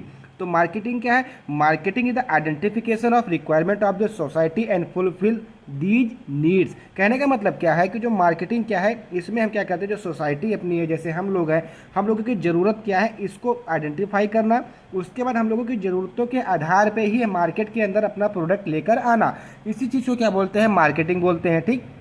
तो अगर हम सिंपली लैंग्वेज में समझें या इसकी डेफिनेशन देखें तो मार्केट एक एक्टिविटी क्या है, मार्केटिंग एक एक्टिविटी है, सेट ऑफ इंस्टीट्यूशन, मतलब एक इंस्टीट्यूशन का सेट है, and the process for the creating, communicating, delivering and exchanging offering that have value for the customer clients, partner and society at the last. Simple सा कहने का मतलब क्या है, मार्केटिंग क्या है? मार्केटिंग एक ऐसी एक्टिविटी है या एक सेट ऑफ इंस्टीट्यूशन है या एक प्रोसेस है, मतलब जो कि हमारे द्वारा कार्य किया जाता है किसी भी चीज़ को क्रिएट करना, कम्युनिकेट करना, किसी भी सामान को डिलीवर करना या उसका एक्सचेंज करना। मतलब कहने का मतलब क्या है कि जैसे सामान देकर पैसा लेना या ऑफर करना कि एक पे एक फ्री। ये सब हमारी क्या है, एक मार्केटिंग है अपने प्रोडक्ट को ले जाने के लिए, उसकी वैल्यू को कस्टमर को बताने के लिए, ठीक है ना। The activity of showing of advertising A companies product in the best possible way. कहने का मतलब क्या है कि एक ऐसी एक्टिविटी या एडवर्टाइजमेंट के माध्यम से अपनी कंपनी के प्रोडक्ट को दिखाना कि कस्टमर को या जो मार्केट में लोग रहे हैं सोसाइटी में दिखाना, इसी को क्या बोलते हैं, मार्केटिंग बोलते हैं। तो marketing include various activity like research, strategy, promotion, selling, etc, ठीक है ना। उसके बाद जो नेक्स्ट क्वेश्चन क्या आता है, मैनेजमेंट इज अ साइंस और आर्ट और कॉम्बिनेशन ऑफ बोथ। कहने का मतलब क्या है, मैनेजमेंट जो है वो साइंस है कि एक कला है या आर्ट है या दोनों का कॉम्बिनेशन है। इसको हमको यहाँ पे जस्टिफिकेशन देना है।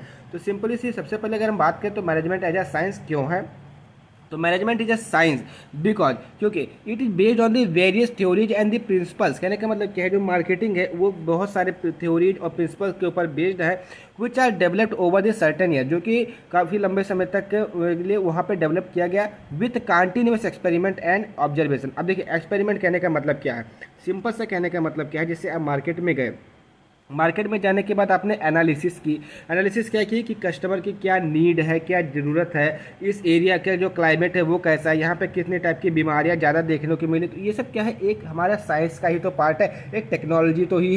तो इसको हम क्या बोलेंगे कि मैनेजमेंट एक साइंस है, ठीक है ना, साइंस है। कहने का मतलब क्या है, एक साइंस है। तो एग्जांपल के तौर पर systemic knowledge of the market body line, demand, need, collection of information, strategy which sustain the growth of A company and the firm in the market.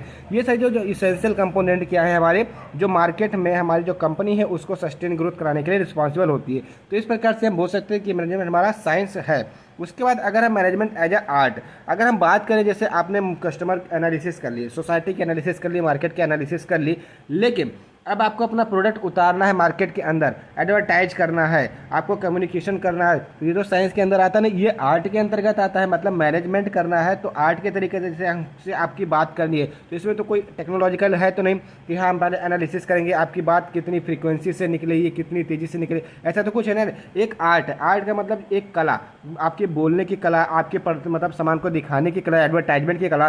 तो हम ये बोल सकते हैं कि जो मैनेजमेंट है वो एक प्रकार का आर्ट भी है, ठीक है।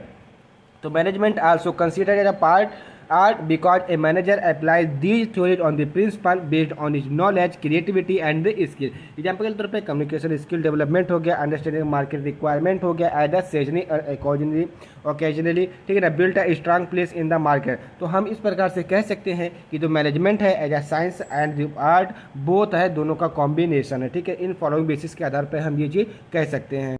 उसके बाद नेक्स्ट क्वेश्चन क्या था, differentiate between the primary and secondary data. मतलब जो मार्केटिंग के अंदर जो प्राइमरी डाटा होता है, सेकेंडरी डाटा होता है, उनके बीच में आपको डिफरेंस बताना है। तो आप सिंपल सा ऐसे एक तरफ प्राइमरी डाटा लिखिए, दूसरे सेकेंडरी डाटा लिखिए। जो प्राइमरी डाटा होता है वो रिसर्चर के द्वारा डायरेक्ट कलेक्ट किया गया होता है, जबकि जो सेकेंडरी डाटा होता है वो रिसर्चर के द्वारा कलेक्ट किए हुए डाटा की कॉपी होती है, ठीक है ना। तो competitor use the primary data for the marketing of the own product. और प्राइमरी डाटा में क्या होता है कि रिसर्च डायरेक्टली कलेक्ट करता है और उसका यूज करता है अपने मार्केट में अपने प्रोडक्ट को उतारने के लिए, ठीक है ना। उसके बाद प्राइमरी डाटा क्या होता है, accessing primarily data include relatively long process. मतलब यहाँ पे लॉन्ग प्रोसेस देखने को मिलती है क्योंकि मार्केट की आपको एनालिसिस करनी है, तो आप तुरंत तो कर नहीं लेंगे, आप वहाँ पे जाएंगे, समझेंगे, क्लाइमेट को समझेंगे, वहाँ पे किस प्रकार के पोजीशंस क्या है, सोसाइटी क्या है, अमीर है, गरीब है, या किस प्रकार के डिजीज से ज़्यादा ग्रसित हो रहे हैं। तो ये सब हमारे एक लंबे समय लगेगा, मतलब एक लंबा समय लगेगा। लेकिन अगर हम सेकेंडरी डाटा की अगर हम बात करें तो हम क्या करेंगे, प्राइमरी डाटा को ही कंसील्ड करते हुए उसको अपना जो प्रोडक्ट है वहाँ मार्केट में उतार देंगे। तो इसलिए क्विक होता है और इजी होता है, ठीक। प्राइमरी डाटा में it involve the personal interviews and the survey observation etc. यहाँ पे क्या होता है कि पर्सनल इंटरव्यू और सर्वे इन्वॉल्व होता है। जैसे हम जाके कस्टमर से पूछेंगे, भाई आपको, जैसे मान लीजिए कि एग्जाम्पल के तौर पर मेरा यहाँ घर है, मैं अपने घर से 50 किलोमीटर दूर गया, अब वहाँ पे मैं सर्वे करूँगा कि यहाँ पे क्या दिक्कत है, क्या प्रॉब्लम है, इंटरव्यू लूँगा पर्सनल इंडिविजुअल लोगों का, तभी तो पता चलेगा कि यहाँ पे किस चीज़ की ज़रूरत है, ठीक है। तो वहीं अगर सेकेंडरी के तो हम सिंपल सा क्या करेंगे कि जो हमने प्राइमरी डाटा में जो रिसर्च की थी या जो सर्वे किया था उसकी एक कॉपी बनाई थी, उस कॉपी का यूज करके सेकेंडरी डाटा में जो अदर मार्केटर होंगे उसका यूज करके अपना प्रोडक्ट को जो होगा वो मार्केट के अंदर ले आएंगे, ठीक है ना। उसके बाद जो नेक्स्ट क्वेश्चन आता है, इलिस्ट्रेट द बिटवीन द या difference between the marketing and selling. तो मार्केटिंग और सेलिंग में आपको सिंपली से डिफरेंस बताना दिखाना है। तो जो मार्केटिंग क्या है, मार्केटिंग में क्या होता है कि जो कस्टमर की नीड होती है वो इंपॉर्टेंट होती है। लेकिन अगर सेलिंग के बारे में बात करें तो यहाँ पे जो सेलर होते हैं, जैसे रिटेलर हो गए, होलसेलर हो गए, इनकी जो ज़रूरत होती है, नीड होती है, वो इंपॉर्टेंट होती है। ठीक, मार्केटिंग को हम उसके प्रोडक्शन से पहले ही हम एडवर्टाइजमेंट कर सकते हैं या मार्केटिंग मतलब स्टार्ट कर सकते हैं। लेकिन अब जो आपका सेलिंग है वो प्रोडक्ट बनने के बाद ही आप उसको सेल आउट कर सकते हैं। ठीक है ना। जो मार्केटिंग का प्राइमरी एम क्या है, कंज्यूमर सेटिस्फिकेशन, मतलब जो कस्टमर है उसको आपको सेटिस्फाई करना। जबकि जो सेलिंग का जो प्राइमरी एम क्या है कि जो सेलर्स हैं, जो सेल्स हैं, उनको सेटिस्फाई करना। ठीक है ना। तो यहाँ पे दोनों में बहुत ज़्यादा डिफरेंट है, आप एक एक डिफरेंट समझते हुए चलिएगा। ठीक है ना। उसके बाद मार्केटिंग इंक्लूड, मतलब जो मार्केटिंग होती है उसमें इंक्लूड है various activity like as research हो गया, स्ट्रेटेजी हो गया, प्रमोशन हो गया, सेलिंग हो गया, ETC। और लेकिन अगर वही सेलिंग का तो जो सेलिंग होता है वो अंडर आता है किसके, मार्केटिंग के पार्ट के अंदर आता है। ठीक है ना। और जो हमारा मार्केटिंग होता है फोकस करता है to search the correct product for your customer. जो हमारा मार्केटिंग है वो हमको ये बताता है कि हमको हमारे कस्टमर के लिए कौन सा प्रोडक्ट बेस्ट है, करेक्ट है। वही जो सेलिंग होता है वो हमारे कस्टमर को क्या चाहिए, मतलब focus to search customer for your product, मतलब आपको वहाँ पे कस्टमर को ढूंढेंगे कि मेरा ये प्रोडक्ट ले। और जबकि हमारा मार्केटिंग में क्या है कि आपके कस्टमर को ढूंढवाना है, focus to search the correct product for your customer. और वहीं अलग सेलिंग में अगर हम जाए तो focus to search customer for your product. दोनों में अंतर देख लीजिए सिंपल सा, कि एक में हम क्या करते हैं कि कस्टमर के लिए हम अपने प्रोडक्ट को दिखाते हैं, मतलब ढूंढते हैं, लेकिन दूसरे में क्या करते हैं, अपने प्रोडक्ट के लिए कस्टमर को ढूंढते हैं। ठीक, वही मार्केटिंग कंटिन्यू आफ्टर सेल में, जो मार्केटिंग होती है सेल के बाद भी कंटिन्यू रह सकते हैं। लेकिन अगर सेलिंग आप किसी चीज़ की सेल लगाएं, जैसे मान लीजिए बिग बाजार का सेल लगा, तो बिग बाजार सेल में आपने क्या देखा कि कुछ समय के लिए तो वो एक ना टाइम में come to end with the sale, मतलब सेल के साथ खत्म हो जाती है। लेकिन उसके बाद कस्टमर सेटिस्फेक्शन प्रोड्यूस प्रॉफिट, अगर आप मार्केटिंग में आपका कस्टमर सेटिस्फाइड हो रहा है तो आपको प्रॉफिट होगा। वही अगर सेलिंग में आपका जो प्रोड्यूस है सेल वॉल्यूम प्रोड्यूस प्रॉफिट, वहाँ पर जितना ज़्यादा सामान आपका बिकेगा उतना ज़्यादा आपको प्रॉफिट देखने को मिलेगा। जो मार्केटिंग होती है मच डायनेमिक होता है, वाइडर होता है देन सेल, और जबकि जो सेलिंग है वो एक नारो कॉन्सेप्ट है। ठीक है। Marketing this is 1 to 2 many, मतलब एक से हम कई सारे को बता सकते हैं, लेकिन जो सेलिंग होती है केवल एक से दूसरे को ही बेच सकते हैं। ठीक। उसके बाद जो नेक्स्ट क्वेश्चन आता है डिफाइन ब्रांडिंग, मतलब ब्रांडिंग क्या है। तो सिंपल से कहने का मतलब क्या है कि अपने प्रोडक्ट को मार्केट के अंदर सबसे अलग दिखाना with the help of the logo, with the help of the slogan या with the help of any creativity, उसी को क्या बोलते हैं, ब्रांडिंग बोलते हैं। तो branding is the process of creating a strong possible या constitute perception of your company and its product in your mind. कहने का मतलब क्या है, जैसे मान लीजिए एग्जाम्पल के तौर पर यहाँ पे ये पॉजिटिव है। ठीक है। मान लीजिए कि आपका कोई प्रोडक्ट है, अगर वो ब्रांडेड है, तो अगर वो ब्रांडेड है तो आपकी मार्केट में ब्रांडेड होने के कारण जो लोग होंगे बोलेंगे भैया मुझको ब्रांडेड प्रोडक्ट ही चाहिए। तो ब्रांडिंग एक प्रोसेस है creating a strong positive perception, मतलब कि आपके कस्टमर जो है उसके अंदर एक स्ट्रॉन्ग परसेप्शन, मतलब स्ट्रॉन्ग बना देना कि उसके माइंड के अंदर बैठा देना कि हाँ ये ब्रांड है, ये बहुत ही अच्छा काम करेगा। एंड इस product in your mind, brand can be defined as, जो ब्रांड होता है वो नेम होता है, टर्म, साइन, सिंबल और डिजाइन होता है, और यह कॉम्बिनेशन होता है। And them to identify the goods and services of one seller to the group of seller and other differentiate them from those of the other sellers. कहने का simple सा मतलब क्या है, ब्रांड क्या है, सिंपल सी ब्रांडिंग क्या है। ब्रांडिंग एक ऐसी प्रोसेस है जहां पर हम क्या करते हैं, अपना जो भी हमारा प्रोडक्ट है उसको एक ब्रांड देते हैं, जैसे नेम हो गया, टर्म हो गया, साइन सिंबल हो गया, जिससे लोग हमारे प्रोडक्ट को आइडेंटिफाई करते हैं कि हाँ ये प्रोडक्ट बेहतर, इस कंपनी का ये प्रोडक्ट अच्छा है।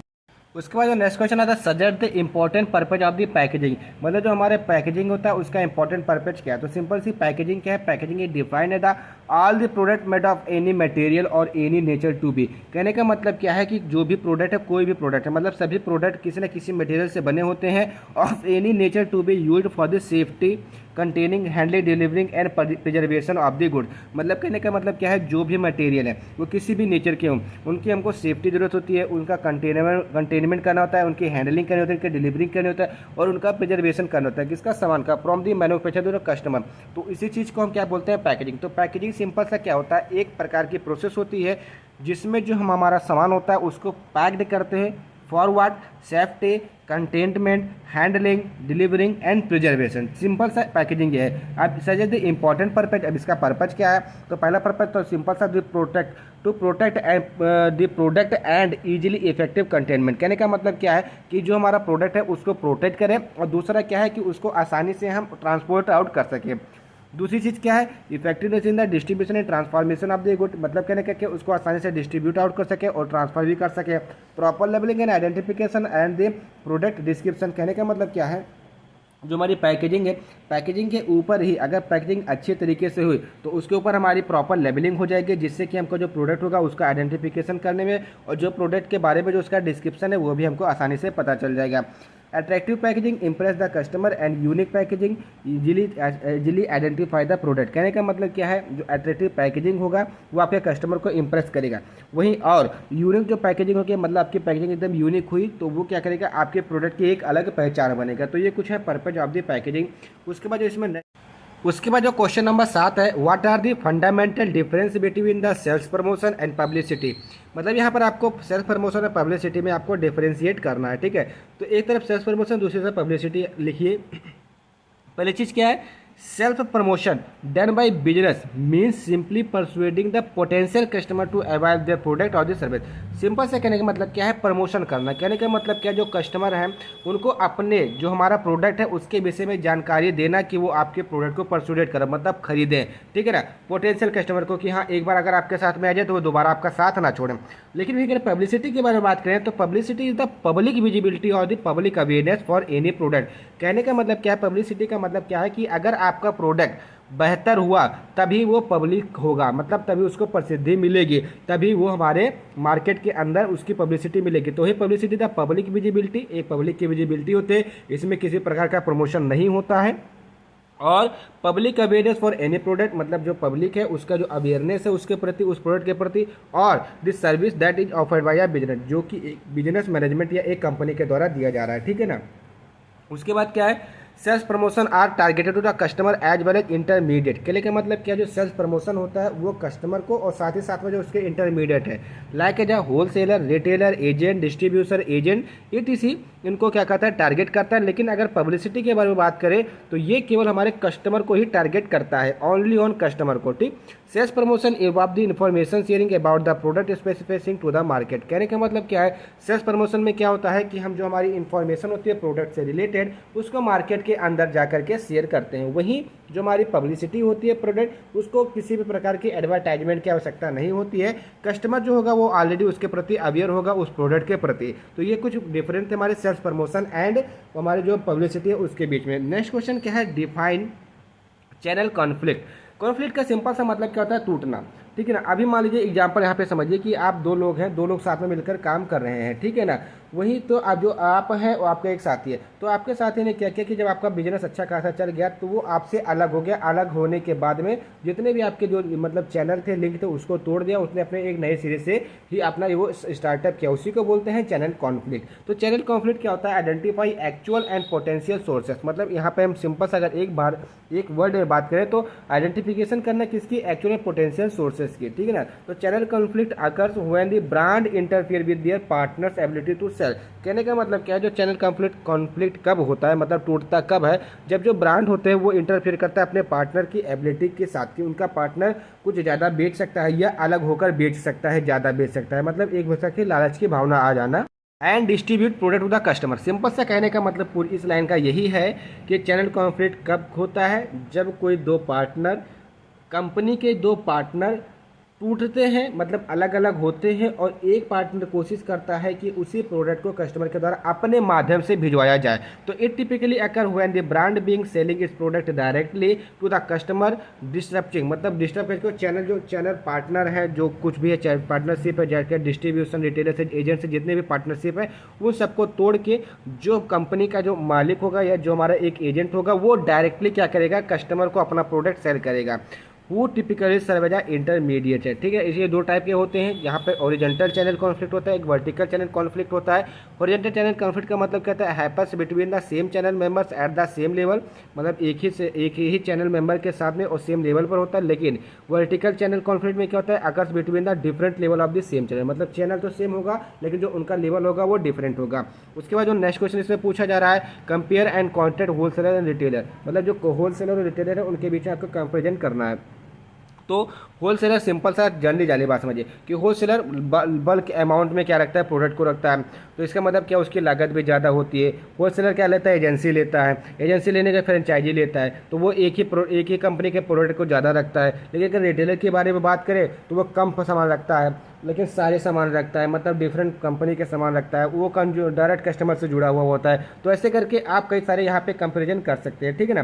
तो होलसेलर जो लिखा हुआ है यहाँ पे, sales to a business for the reselling, कहने का मतलब क्या है कि ये बिजनेस को, जैसे रिटेलर को सेल आउट करता है कि वो फिर से उसको सेल करें। वही जो रिटेलर होता है वो डायरेक्ट सेल करता है किसको, कस्टमर को, ठीक है ना। होलसेलर में manufacture the goods they sell in a bulk amount, कहने का मतलब क्या है, जो होलसेलर होता है वो प्रोडक्ट को मैन्युफैक्चर भी कर सकता है, उसकी पैकेजिंग भी कर सकता है, उसकी लेबलिंग भी कर सकता है इन अ बल्क अमाउंट, जिससे कि वो ज़्यादा अमाउंट में बेच सकें। लेकिन जो रिटेलर होता है वो सेल करता है product in a smaller amount, purchase in a bulk from the other distributor. जो होलसेलर होता है वो क्या करता है, परचेज करता है ज़्यादा अमाउंट में फ्रॉम दी अदर डिस्ट्रीब्यूटर के माध्यम से। वही जो रिटेलर होता है वो क्या करता है, purchase in smaller quantity from the wholesaler, मतलब जो हमारा रिटेलर होता है वो होलसेलर से हमारे जो सामान को खरीदता है in a small quantity. Offer a product, मतलब ऑफर प्रोडक्ट है lower price to be purchase, कहने का मतलब क्या है, वहाँ पे मार्जिन कम रखेगा, इसलिए उसका जो प्राइस होगा वो भी कम होगा।